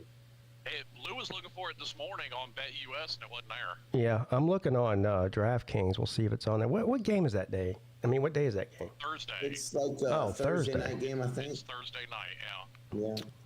You know what? Oh, here it's on here. 9.5. So the money line is 270 plus 270 if you bet on North Dakota State. I would do that. I like it. Yeah. Yep. I like it. And you know what else I like? And this is obviously an upset pick and a long shot, but I mean, if you're into trying to win big money, Clemson money line. Yeah, take the Tigers on the money line. That's right. Ooh, well, that wasn't where I was going to go, but okay. I mean, go. Huh? All right, what were you gonna say, Slim? I was about to say if listen to this. Listen to how enticing this is. Clemson's money line is plus 425. Give me that. Wow. Give me 20. Give me $30 on that. Also, the over/under is 49.5. Now, Clemson in the under. I have a rule. I don't know. I think there probably won't be a lot of points scored in this game, so I probably just won't even bet it. But usually, any Power 5 game that's under 50, I'm taking the over. Just percentage-wise, more of them go over 50 than don't. Not this game. Yeah, I'm with you. I probably won't. I probably won't bet that. Wait, Pete. Let's figure this out. The predicted score. The line right now is 13 or 13.5 or 14. What is the line right 13.5. Right, and the over/under is 49.5. Yeah. So cut it to 7 each way. Right. So 49, 50, 25 plus 7 minus. So they're saying the score is 32 to 18. Something like that, yeah. 17, 30, something like that. Actually, I don't hate that, but right. Yeah. I know one of these quote unquote one of these guys on Twitter that's one of these quote gambling experts, bets games for a living. Yeah. It was in my feed the other day. Put down $10,000 on a futures bet for Miami in the national title. What's the odds? I think it was like plus 5,500 or something like that. Oh wow. Yeah, he's gonna be hating his life. He can afford to blow the $10,000, otherwise he wouldn't have done that. So yeah. Yeah, I'm about to say that's a guy that can afford to throw down $10,000 on that. Yeah. Well, I start sweating if I bet 100. Shit. Yeah, right. I would bet 10 cents on that. But, fair enough. Yeah, Nate wants to come back in. So, Pete, here's the thing, Pete. I was talking about the Clemson-Georgia game. If you bet Clemson to cover and or money line, you're going to bet the under there. Yeah, I'm probably just not going to bet the under. I'm just going to take Clemson with the points. What I'm saying is, though, I'm not. You don't have to do either one. What I'm saying is, like, if you bet Clemson, you got to lean the under there. The idea that is that if Clemson wins the game, or if that we cover the spread, then Georgia is going to be under 30 points. Yeah, so I see what you're saying. You're saying if Clemson wins the game, it's going to be on defense, and so that means that Georgia won't have very many points. 13-point spread. It's because Georgia scores. It's because Georgia either wins 24-20 or we win 24-20. Right? Yeah, I got you. Right. If Georgia scores 38 points, we're not fucking. Well, I mean, the last time we met, it was 10-3. So. Hey, Pete, I don't know if you listened to Uncle Lou's Patreon stream. If you didn't, he said that Clemson is a whiter version of Iowa. Yeah, that's not true. Y'all do have the whitest team east of the Mississippi. Well, I'm just saying. That's what he said. Not really. Not at all. I just want to get your thoughts on it. That's all. Man, that's retarded. No, it's not. I'm pushing narratives here, okay? I just thought it'd be fun. Yeah, I don't know where that comes from. Yeah. Because it fits my narrative, that's why. Okay. Okay. Miami's the most Dominican team east of. No, but you know what Clemson might be as far as walk-ons? I think they're probably 100% white walk-ons. Probably. Actually, we're not. I mean, had 6 yards per attempt last year. So who did? Klubnik, he only had 6.3 yards per attempt. Yeah. So, okay, Pete, if that's poverty. If that's true, Pete, you have the whitest walk-ons, then next year you will have the whitest team. There will be no more walk-ons. Because they get them all scholarships eventually, is that why? They'll all be on scholarship at that point. Is they're going to start letting teams have, what was it, 100 scholarships now, but they're only allowed 100. No, it's because our top 5 scholarships this year is white. That's why. It's 105 scholarships, but they're also knocking the total number of players down to 105 as well. So you won't have any more. That means you can give 105 scholarships, but you can also only have 105 players. So the day of the walk-on is done, ladies and gentlemen. Yeah, no. That's right. Wait, so well, I do understand why Dabo doesn't like that. Everyone. Well, I mean, everyone's gonna have a scholarship now. So. Well, Vic, let's be real. The immediate aftermath of that is that a lot of guys, a lot of walk-ons are going to get scholarships. That's not right. True for Clemson. That's right. Will they, though? I mean, I guess 20 walk-ons will get scholarships. Well, no. I'm not sure if that'll actually go that way. I think what may happen is that 1,000 players in the transfer portal get pillaged out. Because at least they were ranked somewhere where most walk-ons didn't have any kind of ranking whatsoever. Well, there's a couple things that are going to happen. First of all, this is going to force Dabo to use the transfer portal. Uh-oh. And I'm in favor of that. Dude, Nate, Pete, what are we doing? I don't want the Hey, I got a futures bet. I got a futures bet for anybody that wants to take it. Let's see what happens first. Dabo uses the transfer portal, or Notre Dame joins the conference. Dabo uses the transfer portal. Yeah. Well, because he's already done it. Did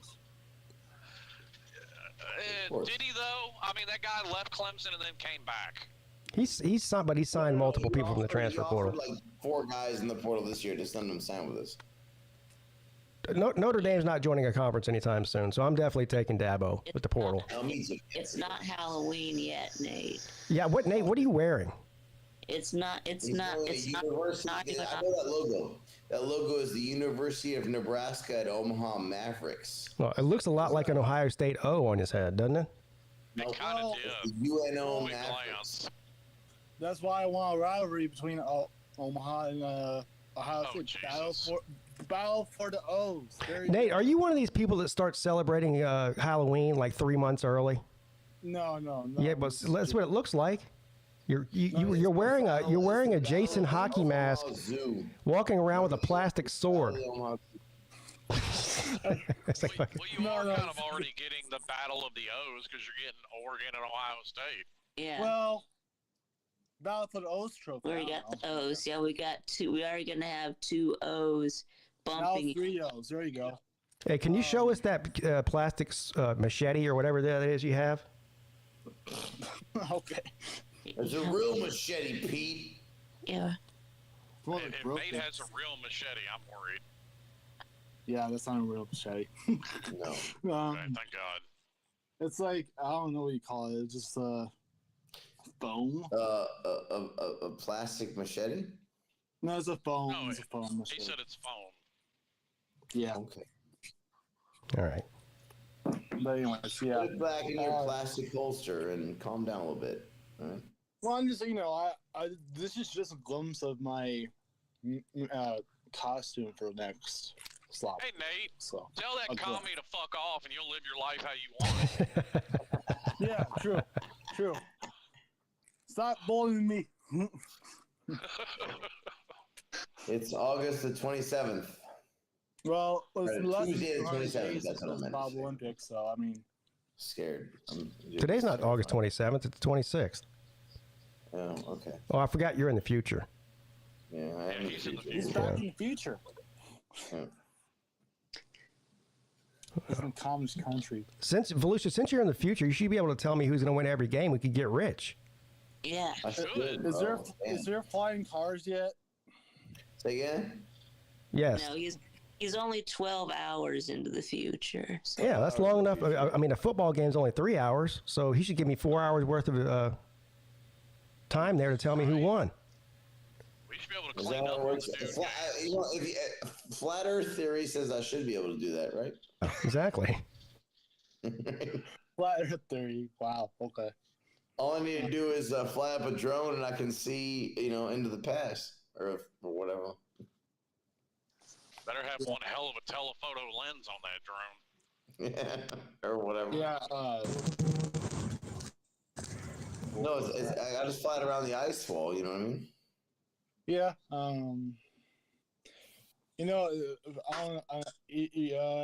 Three of you don't really care, but Volusia, I think you may know.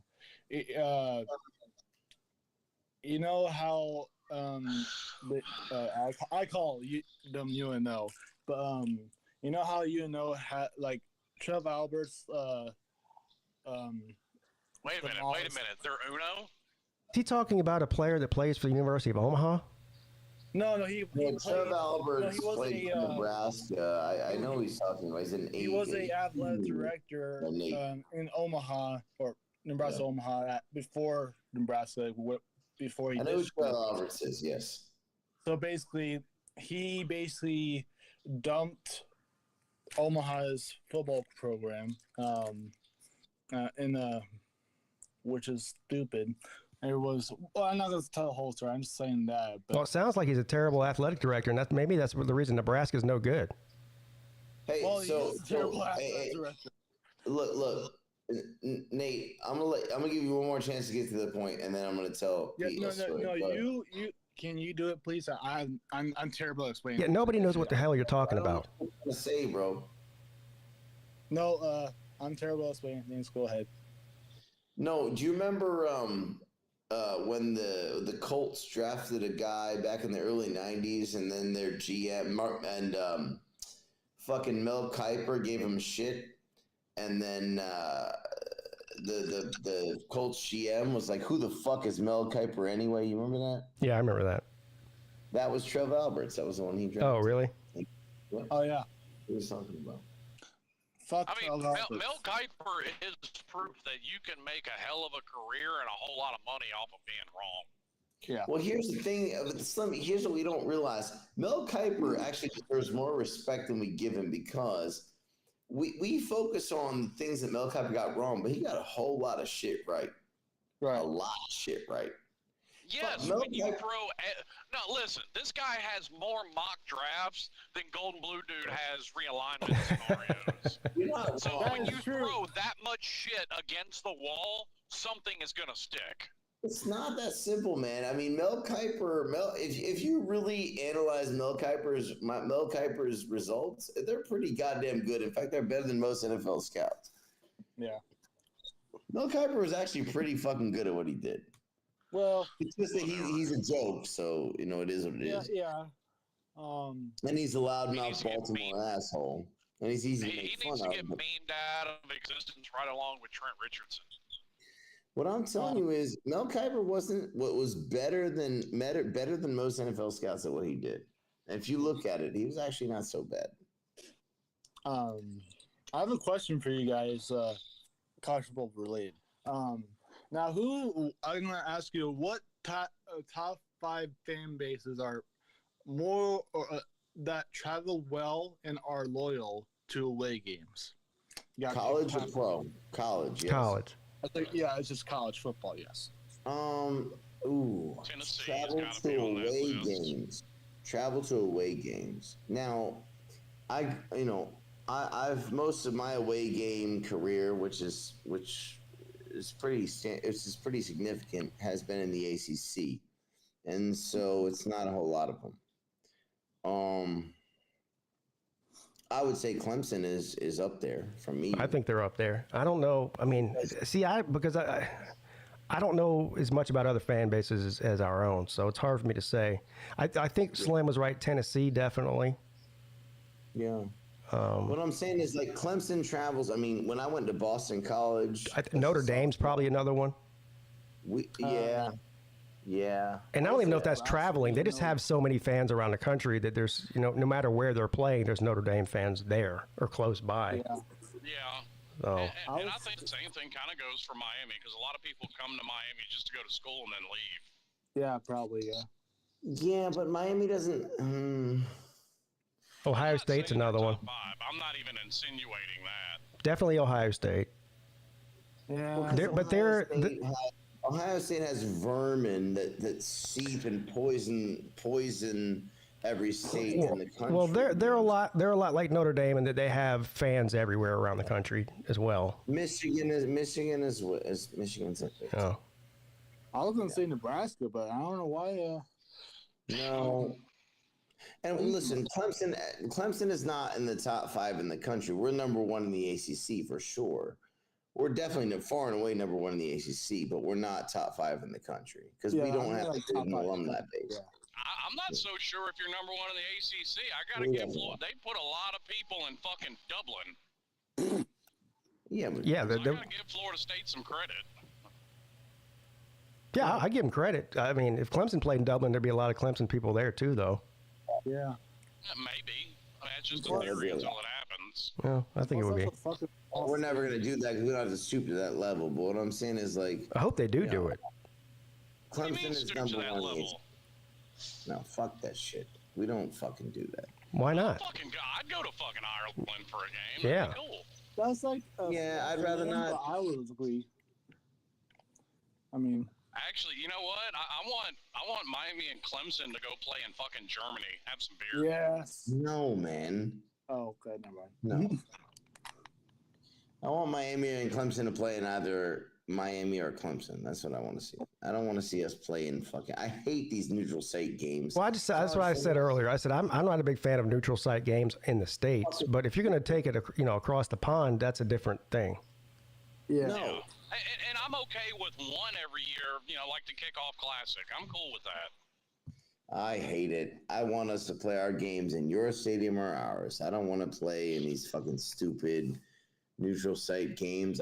It's fucking bullshit. Like, I'm already planning to go to Miami and Utah and Vegas in 27. I may turn that into a week trip. That sounds fun. You want to go? Yeah, I get it, but wouldn't it be much cooler if you played 2 games, one in Utah and one in Miami? Yes, it would be, but unfortunately, they don't let me pick. Yeah, I know that, but I'm saying pretend they did. We're making this up anyway, right? Like come on, dude. Well, yes, if they let me pick, yes, it would be a home and home, but also if they let me pick, we'd be independent, and I'd put together one hell of a schedule. Because I guarantee you, Florida State, Florida, Notre Dame, and Virginia Tech would be 4 games we played every single year, no matter what. We've got Clemson has LSU home and home coming up, right? Wouldn't you? Isn't it cool that we get to play in the fake Death Valley and then the real Death So I was Valley? about to say that we get a home and home with LSU in the next few years. That's going to be great. We don't have to play in this fucking Superdome and in the goddamn Panther Stadium. It's better that we play in the real Death Valley and the fake Death Valley 1-for-1, right? Yeah. Like, I'm cool with Miami did that kickoff classic in 20, and they're doing it in Vegas again in 27. Like, I'm okay every 5 to 7 years, getting thrown in a neutral site against somebody that I don't even know if we've ever played Utah. Yeah. Yeah, it'd just be so much better if you could actually play them there and then play one at your place, right? Well, some of the luster's already been taken off of it because when he was asked about it, Kyle Whittingham said he doesn't expect to be on the sideline for that game. So he's saying that he's What? going to retire. He's going to retire? Yeah, he's saying he's probably going to be retired by then. He's going to hang it up after this year. Yeah, that's that. His DC is the coach in waiting. Well, that's not going to help recruiting by him saying that. Uh-oh. No, it's not. I don't know. Kyle Whittingham's in his. I didn't realize it, but he's in his 60s. Yeah. When the fuck did Utah ever get a 5-star recruit anyway? I have no They idea. don't need it. Right, that's what I'm saying. So I don't think it's gonna hurt them too much. Kyle Whittingham was on my list of guys. Like, imagine what he could if he's done what he's done with Utah's roster. Imagine what he could do with Alabama's. True. Well, that was the same line of thinking for them hiring Dober. Is what he did with Washington's roster. What could he do at Alabama? Yeah. So we'll see. I don't know. I mean, he's not Nick Saban, so I don't know. He's got loaded cupboards, so he should be able to do something. But you just never really know until you know. Yeah. I mean, listen, same thing got said about Will Muschamp once upon a time. So. Right. Yeah, there's a couple schools out there that thought it was a good idea to hire Willie Taggart. Well, anytime you make a coaching change like that. Real schools don't I'm sorry, Vandy, I don't mean to, but real schools don't play home and home with Mountain West teams, bro. Yeah. Now, I could see 2-1s. 2 in your home versus Well, 1 you in guys play home and home with Arkansas State and Appalachian. We don't do that, dude. We don't need Yes, you are. You're going to Appalachian State, dummy. When? That game's in Clemson. Year? Next year. When the fuck are we going to Appalachian State? Next year? Never in your life. I don't know. Never in your life. I don't know. He might be right about that. I didn't realize it was a home and home deal. But No, he's not. No, he's not. We're not going to Appalachian State. Yes, you are. Yes, you are. let me find out. Yeah, That's 25. 100,000% horseshit. All right. What are you going to do if it's true? It's not. I'm not even worried about it. Look it up. I'm worried about it. I mean, Appalachian. We're not going to fucking Appalachian State, dude. Well, someone. Like, no program's really exempt from it at this point. Fucking Alabama went to South Florida. Yeah, that's ridiculous. We're not doing that. I'm telling you, that's not a thing. Clemson is not going to Appalachian State. Nah, Well, they do play them in 2025. Yeah, in Clemson. Where? Well, they're playing in Clemson this year, so you would think that they're probably playing there the next. I doubt they'd come to Clemson twice. No. What does it say? Does it say? Let me pull it up. It's hard to pull up because they don't. The schedules aren't out for 2025 yet. Well, But 2025, like next year. Schedules, the games are known. They just don't. hold on. No, first of all, no, they don't play. They don't play App State next year at all. No, we're not going to Appalachian State. They play LSU, Troy, Furman, and South Carolina. That's their 4 non-con games in 2025. Home, away. We're at South Carolina. The other 3 at home. Yeah. So no, they don't play. They don't go to App State. What about 2026? Nope. Then we're at LSU. Now you're South Carolina at home. And we play 2 other teams at home. App State's not on our schedule from what I can see from now till through 2037 was where it ends, and they're not on any of those. So Yeah. Okay. I'll put it on the screen. So this is just a one-off with App State then. Yeah. See right here, 2024, Georgia, Appalachian State, the Citadel, South Carolina.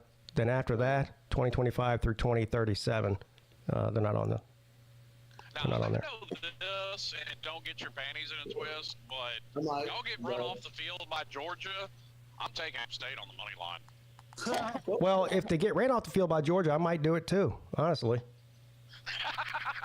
Y'all are going to get ran off the field by Georgia. I think that's where you're wrong. And then y'all are going to turn around and beat App State. So we're gonna lose to Georgia by 10, and then we're gonna maybe even 17, and then we're gonna beat App State by 38. Maybe even 21 or 28. Okay. And then we're gonna I don't know about 28, but we're gonna beat App State. We're gonna beat App State by 38. Vic on one today with you Clemson boys. Oh boy. That's all right. I'm fine. Well, I mean, it's You should be saying that. it's should be Clemson saying 8 weeks, so. You I should don't be know. saying that. I mean, he's got the next 6 days to talk shit before he starts licking his wounds, so it's fine. Right. I respect it. You know. Oh, look who it is. We know Vic won't go hiding afterwards. It's my buddy, Caden. Losers. This guy's something else. Oh, is this the guy First of all, PigskinPeete got some bad news for you, buddy. Well, you got bad news for me? Go ahead. I can't wait to hear it. Georgia's gonna beat y'all by 50. Yeah, I know you think that. Akron, you fucking sad piece of shit. Caden, you don't believe that. How many points do you want to give me, and how much money do you want to bet? Let's go ahead and get this out of the way right now. I'm telling you, Georgia is gonna beat y'all by 50. Yeah, so I guarantee it. all right. So you feel you feel comfortable giving me 40 points? Then you say 50. I'll get you. Give me 40 points. No, give me all 50. I'm saying Georgia is gonna beat you by 50, moron. I understand what you're saying. I'm saying that if you think that, then you'll give me 40 points since you're saying 50. You're gonna get zipped when Georgia beats you. So what you're saying is you don't believe the bullshit that's coming out of your mouth right now. Otherwise, you'd do something about it, but you won't. You don't know what he's talking about. Well, he just doesn't have a cock between his legs, and so he's gonna spew one shit out of his mouth. Well, it's sad. He's an Ohio State fan who's simping for Georgia because he hates Clemson so much. Yeah, I know that. So give me Akron. Give me Akron money line and Akron money line. Akron money line. And you want to know another sorry fact, Pete? Give me the zips. I can't wait to hear this fact, which probably isn't a fact, but go ahead. Both Taterman are pieces of shit. Cool. What did he say? 40 zips. He said y'all are pieces of shit. Oh. 31-0, Ohio State University. Oh, really? 0. Really, because I hear a bunch of Taterman morons talking a bunch of damn, talking like tough guys. Please. Garbage. 31-0. You remember that? Y'all Tatermen are pussycats. Actually, it was only a few years ago. Oh, and Victor, I don't need to get started about you.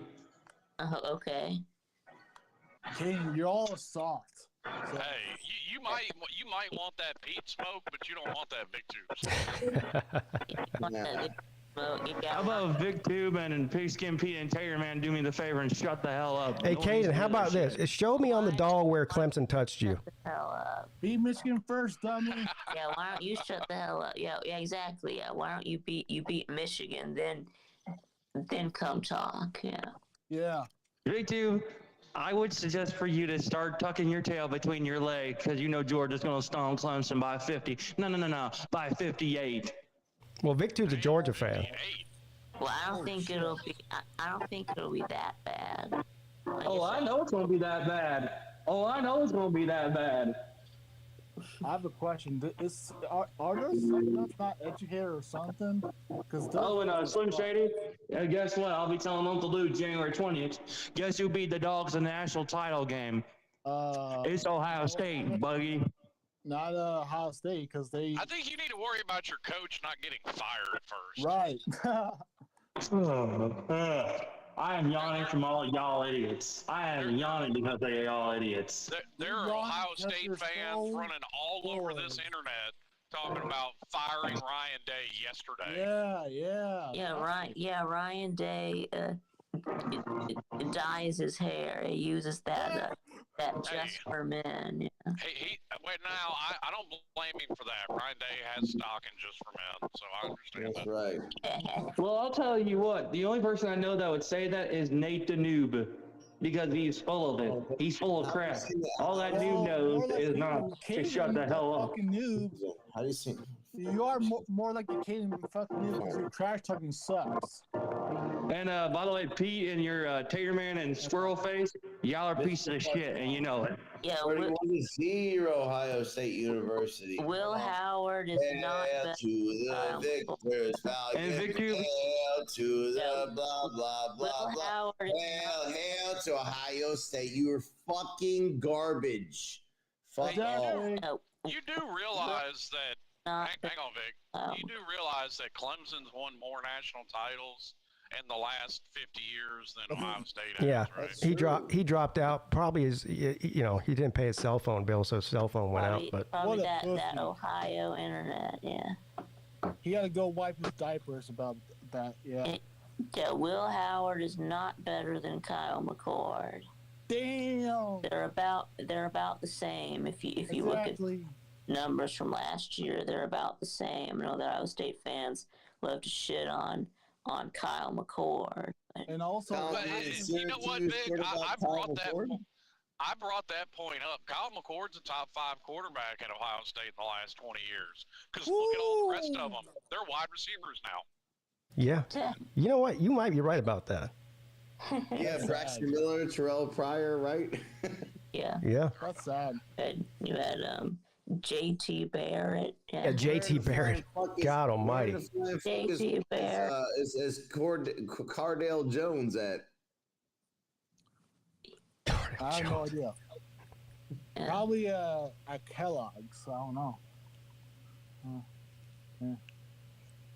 But no. Now I want to be very clear. Clemson beat Braxton Miller, and we beat Barrett, JT Barrett, and we beat Justin Fields too. So, yeah, I don't know. Yeah. Damn, Ohio State sucked. Yeah, they're fucking trash. They're definitely not trash. They probably had the most talented team in the country this year. But they're definitely somewhere inside the top 3. I wouldn't be mad wherever you put them in there. I mean, they're absolutely loaded. But they've been absolutely loaded before and not done anything. So, Yeah. I mean, listen, and under normal circumstances, if Ohio State fans weren't complete and utter assholes, I would actually defend Ryan Day because he's only been a head coach for 5 years. So I think a guy that wins 11 games every year for his first 5 years of being a head coach, I wouldn't fire him. Shabby. Doing pretty good, yeah. Yeah, that's insane. Look, Slim. If Ryan Day wasn't such a whiny ass little bitch, then I would defend him too. But he, so it is what it is, dude. I mean, that's true, but does Affleck? Well, never mind. What did Mario Cristobal do this offseason to catch a whole bunch of hate? Because he's had both Brett Bielema at Illinois and Luke Fickell call him out this offseason. For what? Well, Bielema was mad because Mario came and got Justin Scott out of the state of Illinois, like Illinois was going to get him any fucking way. No. And then Luke Fickell came at him for Tyler Van Dyke, talking about how, Mario and Miami ruined Tyler Van Dyke's college career. And I'm like, wait a minute. But Slim, Fickell might be right about that. Okay, well, you know what? He might be, but it's also not Mario's fault that Miami's had 2 head coaches and 4 offensive coordinators in Van Dyke's time. But either way, I'm also not taking shit from a guy that just hired Alex fucking Grinch as his co-DC. No, hold on now. I will say this. If it was like Mike Norvell saying that Dabo ruined DJ's career, then I'd laugh at him. But that's a different situation. And guess what? Van Dyke couldn't even lock up the starting job. Luke Fickell just finally come out and said, yeah, he's starting, whatever. Yeah, Tyler Van Dyke at Miami was way better than DJ has ever been in his entire life. So. Yeah, I'm not even convinced that Van Dyke's career is ruined. I mean, he's still playing. I mean, the story's not over with him yet. We don't know what he's going to look like this year. Yeah, he's not.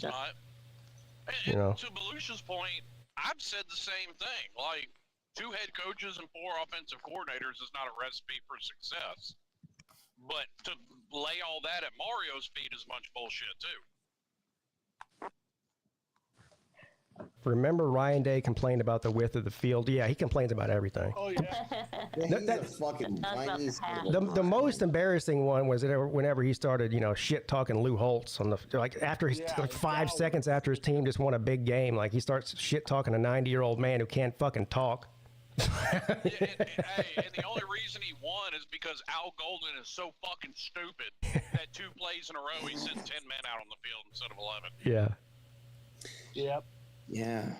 That's damn. It was about the hash marks. Can't remember if you wanted them to be wider or narrower, but. Well, don't forget he wanted the Michigan game moved to the beginning of the year too. Yep. Do you hear that? Yeah, I think fucking stupid. He said it's not fair. I don't even know what the point of that is. Oh. Ryan Day said it isn't fair. Yeah, well, I don't know how that benefits one team or the other, depending on when you play. I mean, what the fuck? Everywhere. It's the same thing as the Florida State fans saying that week 0 shouldn't count because, there should be no week 0. Like, it's completely nonsensical. It counts. It doesn't make a difference. Look, Georgia Tech would have ran for 200 yards on you, whether it was this week or next week, because your defense can't stop the run, apparently. Right. And they could have done it in Atlanta. They could have done it in Tallahassee. They obviously did it in fucking Ireland. Who lives in Ireland? I know you did, Momo. I'm not talking about you. You're one of the more reasonable Florida State fans that come around here. But Twitter's a different place than this channel. A much different place. And I get it. And it's not unique to Florida State. Every team's got them. There's a bunch of Clemson ones out there too. So. Speaking of Twitter being different, I saw something on there the other day that actually made me stop and think, because we haven't had it in college football since basically nobody plays in a dome. Yeah. How's this going to work out when there's a home game at Michigan in December? Awesome. Home game in Blacksburg in December. I mean, the same way that the Packers play every home game in the wintertime. Yeah. What do you mean by that?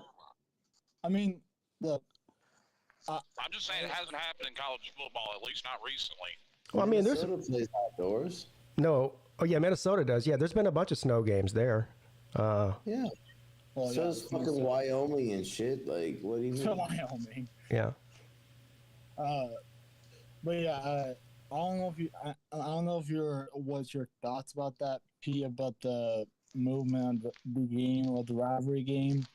I think it's stupid, but it is what it is. Well, they're not moving it, are they? So it's a moot point. Yeah, they are. They are moving it? Yeah, I mean, when in 2025, they're moving I guess early September, I think, or October. Michigan and Ohio State's going to be played in September? I haven't heard anything about that. That's my guess. I don't know where you heard that, dude.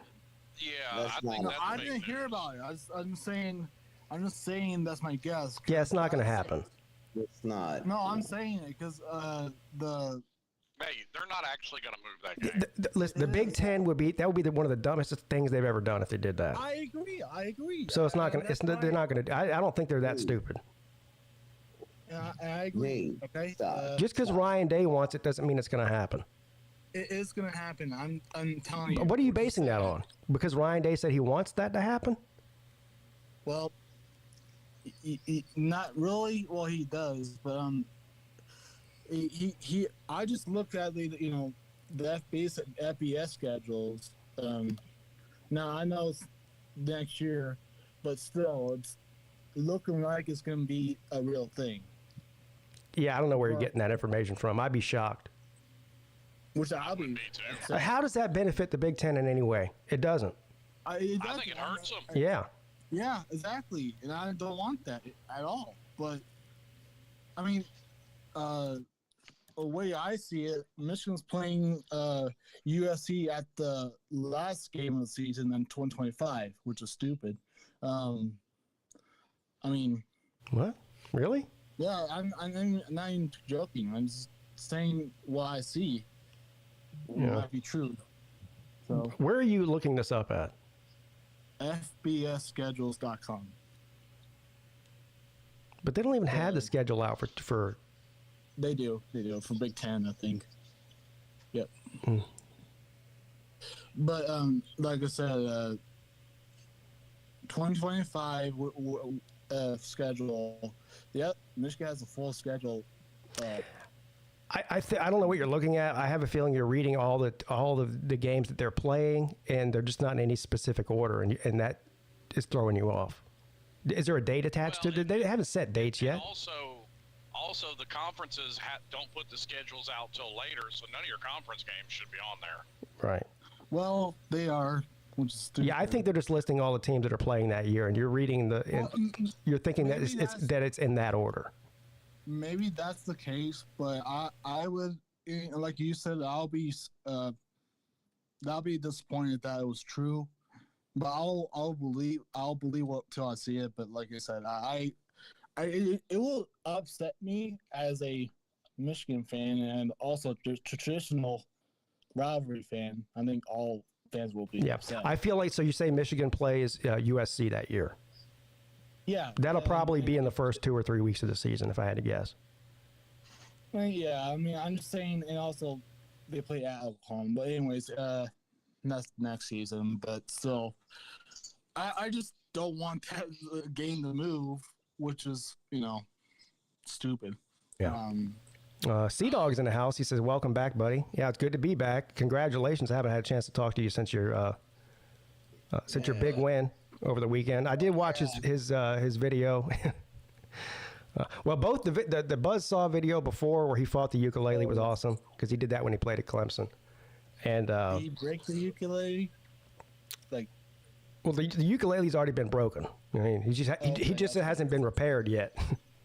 So. Oh, okay. Oh, there's a video on YouTube. My aunt showed it to me years ago, and I'm sure it's still up. But it needs to get used at some point this season.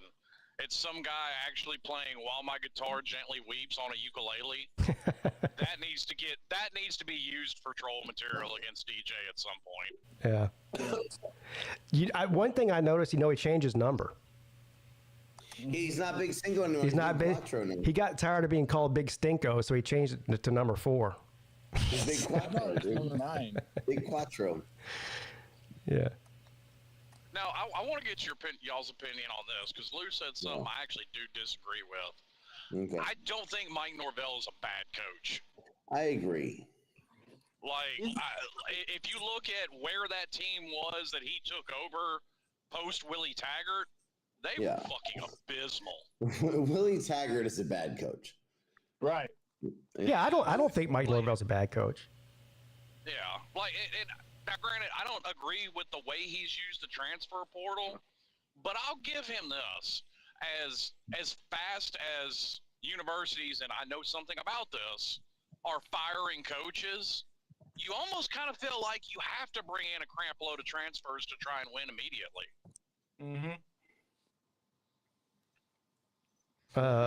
Honest Pete, why do you think DJ is bad? I don't think he's bad. I just think he's average.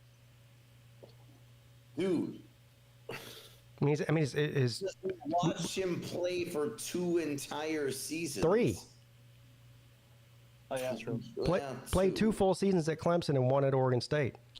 Well, I don't know that he was bad at Oregon State, but I don't give a his numbers were identical. His numbers were identical. This is what he is. He's a 60% completion percentage, around 20 touchdowns and 10 interceptions a year on average. That's just what he is. Yeah. Runs like he's wearing cinder blocks for shoes, and overthrows guys on the sideline, whether they're 2 feet from him or 10 yards from him, dude. Yeah, it's very inconsistent. Clemson won 10 games his first year. Look, I have no doubt he'll do the same thing he did at Clemson and Oregon State. He'll have 2 or 3 games this season where he looks really good, and there'll be another 2 or 3 games where he looks like he's never seen a football before. Like, that's just how every year goes with him. Now, I hope. And I think the game plan yesterday was clear that they were trying to hide DJ's deficiencies. Yep. Dude, motivated, dedicated. Listen to me. He says you're not going to be fast if you're 270. Bro, Cam Newton was 270, and he was pretty fucking good. Cam was 270. He was for muscle, yeah. Well, comparing DJ to Cam Newton is just silly. I mean, DJ is not 270. DJ is not 270. Cam Newton was an absolute freak. I mean, DJ is not near as athletic as Cam Newton was. Cam was not 270. DJ's not fucking 270 either. No, he lost 20 pounds 2 years ago. Didn't you hear? Hey, wait a minute. You said it's motivated, dedicated. He's a fucking Georgia fan. Well, he's an idiot as well. Because he shits on DJ all the time. DJ Ukulele is not 270, and I think he's around 240 right now. He's actually slimmer than he ever was in college right now. Yeah. But he's just the same fucking chud, and he's not very. Well, he's just not consistent. Throwing the football. He's not consistent. I don't trust him throwing the ball. And yeah, no shit. No. The question. Somebody asked the question. I want to pose this to you. Pete, somebody said Kelly Bryant or Cade Klubnik. But now, before we analyze that, I would take either one of them over DJ. So he's Taj Boyd. Taj Boyd set so many ACC passing records and touchdown records. I don't know. There's no comparison between Taj Boyd was him and Taj Boyd. What the fuck are you talking about? I mean, what we've seen out of Cade so far, I would absolutely take Kelly Bryant over him. Oh yeah, me too. Sure. No. Again, as I said, I feel like this is the year for Cade Klubnik to take a step up. If he doesn't, then I would agree with you. If he does, then maybe we have a different conversation. That's why I said based off of what we've seen so far. Right, sure. But here's the difference. So Kelly Bryant. I'm not going to allow this Taj Boyd slander. Taj Boyd is the all-time leading touchdown passer in ACC history. Yeah, he's not. Yeah. What the fuck are you talking There's about? no comparison there. But the Kelly Bryant thing, if Kelly Bryant had started in his freshman or sophomore year, he probably wouldn't have looked very good. He didn't start till he was a junior. Yeah. So I don't know. He threw 100 and some touchdowns. What the fuck?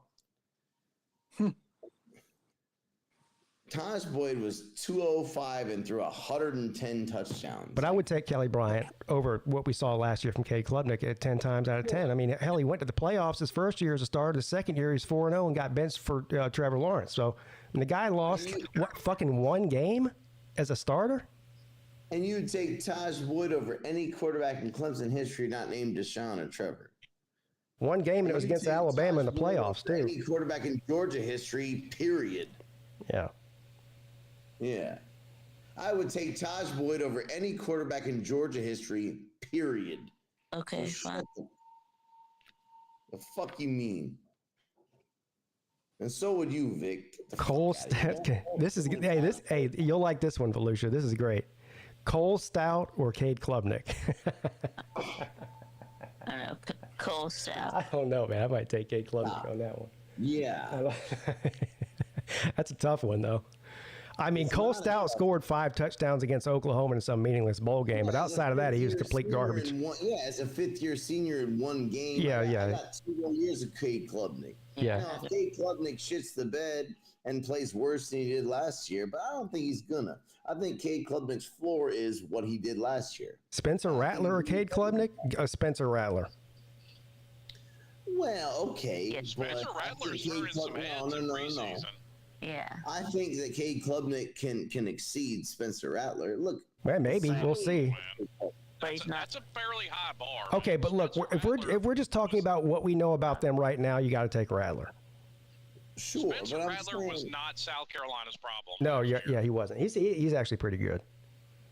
Yeah, he didn't have much help. That's true at some point, but on the other side of that coin, they didn't gain a single fucking yard for 3 whole quarters against us at home. So what I'm saying is, but when you hang on, Volusia, but context is key to everything. They lost 13 O-linemen to season-ending injury. Sure. That would devastate any football team. Agree, and it would devastate ours and yours and everybody else's. What I'm saying is, look, it would.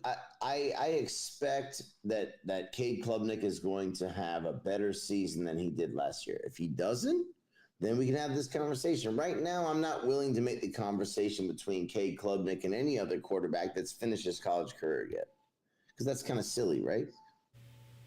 Yeah, I'm with you on that. Yeah, but we're not going to sit here and compare Cade Klubnik, who's got another 2 years in college, to some guy who's been cut by the Saints because he's I don't give a fuck, right? Cut by the Saints? What are you talking about? Whatever. What I'm saying is, I'm not going to compare him to Aaron Murray or Matt Stafford or anybody else. Now, Taj Boyd is better than Aaron Murray for sure, but what I'm saying is, I'm not really concerned about comparing Cade Klubnik to quarterbacks who have finished their college careers. Cade Klubnik's got 2 more years in his college career, so we'll see how it goes, right? Boyd or Watson? Watson. Well, you know what? This might be an unpopular opinion here, but in college, I'm not talking about the pros or anything else. In college, in Clemson, I'll take Watson over Lawrence too. And here's another unpopular opinion. I think that Deshaun Watson is going to have I disagree with that, to be honest with you. Pete, Deshaun Watson is going to have a great year with the Browns this year. I hope he does. I'm just saying, as far as if I had to choose, who could be your starting quarterback next year, either Deshaun Watson or Trevor Lawrence. In college, I'm taking Deshaun Watson. And Trevor Lawrence might actually be a better technical quarterback than Deshaun Watson was, but Deshaun Watson had that he just refused to lose attitude that you don't see a lot. Yes, kind of like Tim Tebow. Right. He wasn't the best technical quarterback, but the guy is a winner. Yeah.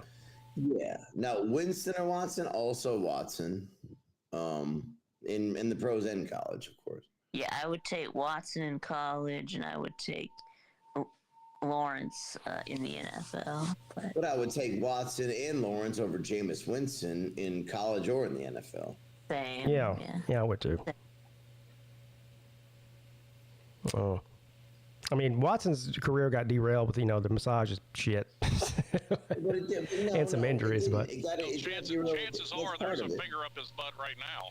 Might have a finger up his butt right now, maybe. He should have just come over to Thailand, and he could do that without any problems. But what I'm saying is that, he can do that over here without any problems, but you don't need 200 different ones.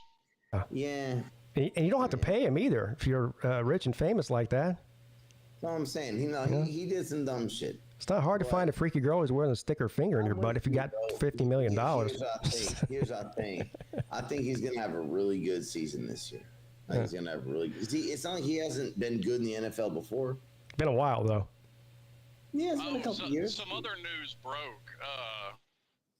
Tom Brady proved he's got a million level IQ again. Did you hear what happened with that whole thing with his divorce? No, what happened?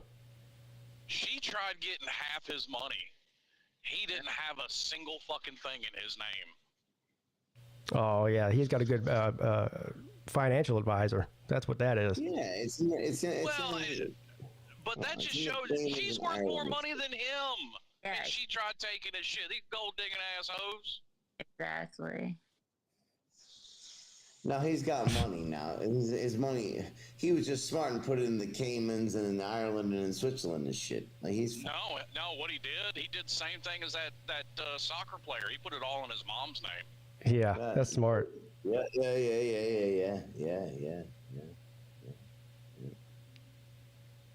Got everything in my mama name. Y'all beat me to it. Well, Brock Morris posted in the chat. That was good, though. The big timers, baby. Back when rap music was still good. Yeah, I don't get it. You never heard that song, Vic? What's wrong with you? The big timers, man. What you know about the big timers, Vic? Well, what's the song? Yes, Got a quarter tank of gas in my new E-Class, but that's all right, because I'm going to shine. Because I'm still fly. Yeah, I think that's the name of the song. I'm so fly, or I'm still fly, or something like that. Yeah, Still Fly by Big Timers. Yeah, Still Fly. Before Birdman lost his Still fucking Fly. mind. Still The Fly. album is Hood Rich. Yeah, the album is called Hood Rich. The song's called Still By Fly. Big Yeah. Timers. Okay, I'll have to be sure and listen to that. Yeah. Yeah, Hood Rich. The Hood Rich is the album. The album, song's yeah. Still Fly. Yeah. That's your homework session, Vic. You got to go listen to the Big Timers album, Hood Rich. Yes, sir. There you go. You can sing that on Vicky one day. That's right. That's a good song for Vicky, actually. That's not a bad one. Yeah, dude. All right, guys, I do have to end the show, though. 20 after 1. All right, gentlemen. Yeah.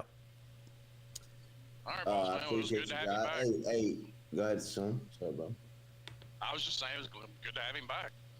Yeah. Yeah, man. I was going to say the same. Thank you. It's good to be back. Good to have you back. And go Tigers in that. We're going to do our best, see if we can't pull this off. And it's good to have you back. And I hope your heart and mind are at ease, bro. It's good to be chatting with you again. Yeah. Thanks, brother. I appreciate it. All right. See you later, Vic, Slim Shady, that is, and Volusia. No, that is going to do it for me. First episode back in a couple of weeks. Lunch Money Show tonight at 10 p.m. on Uncle Lou's channel. Check that out. We're going to go through all the betting lines of the games this coming weekend. There's a lot of them, obviously, span over, 5 days. So looking forward to that. As far as the other streaming schedules, of course, the Midday Show, Monday, Wednesday, and Friday at 11. There will be a call-in show every Wednesday night at 10 p.m. on my main channel, college football call-in show. And I'll get back with you guys, some other show this week where I give you my definite schedule as far as what games I'm going to stream over the next week or so. So I'll look through those, try to figure that out. Everyone have a great rest of your Monday. Your boy checking out.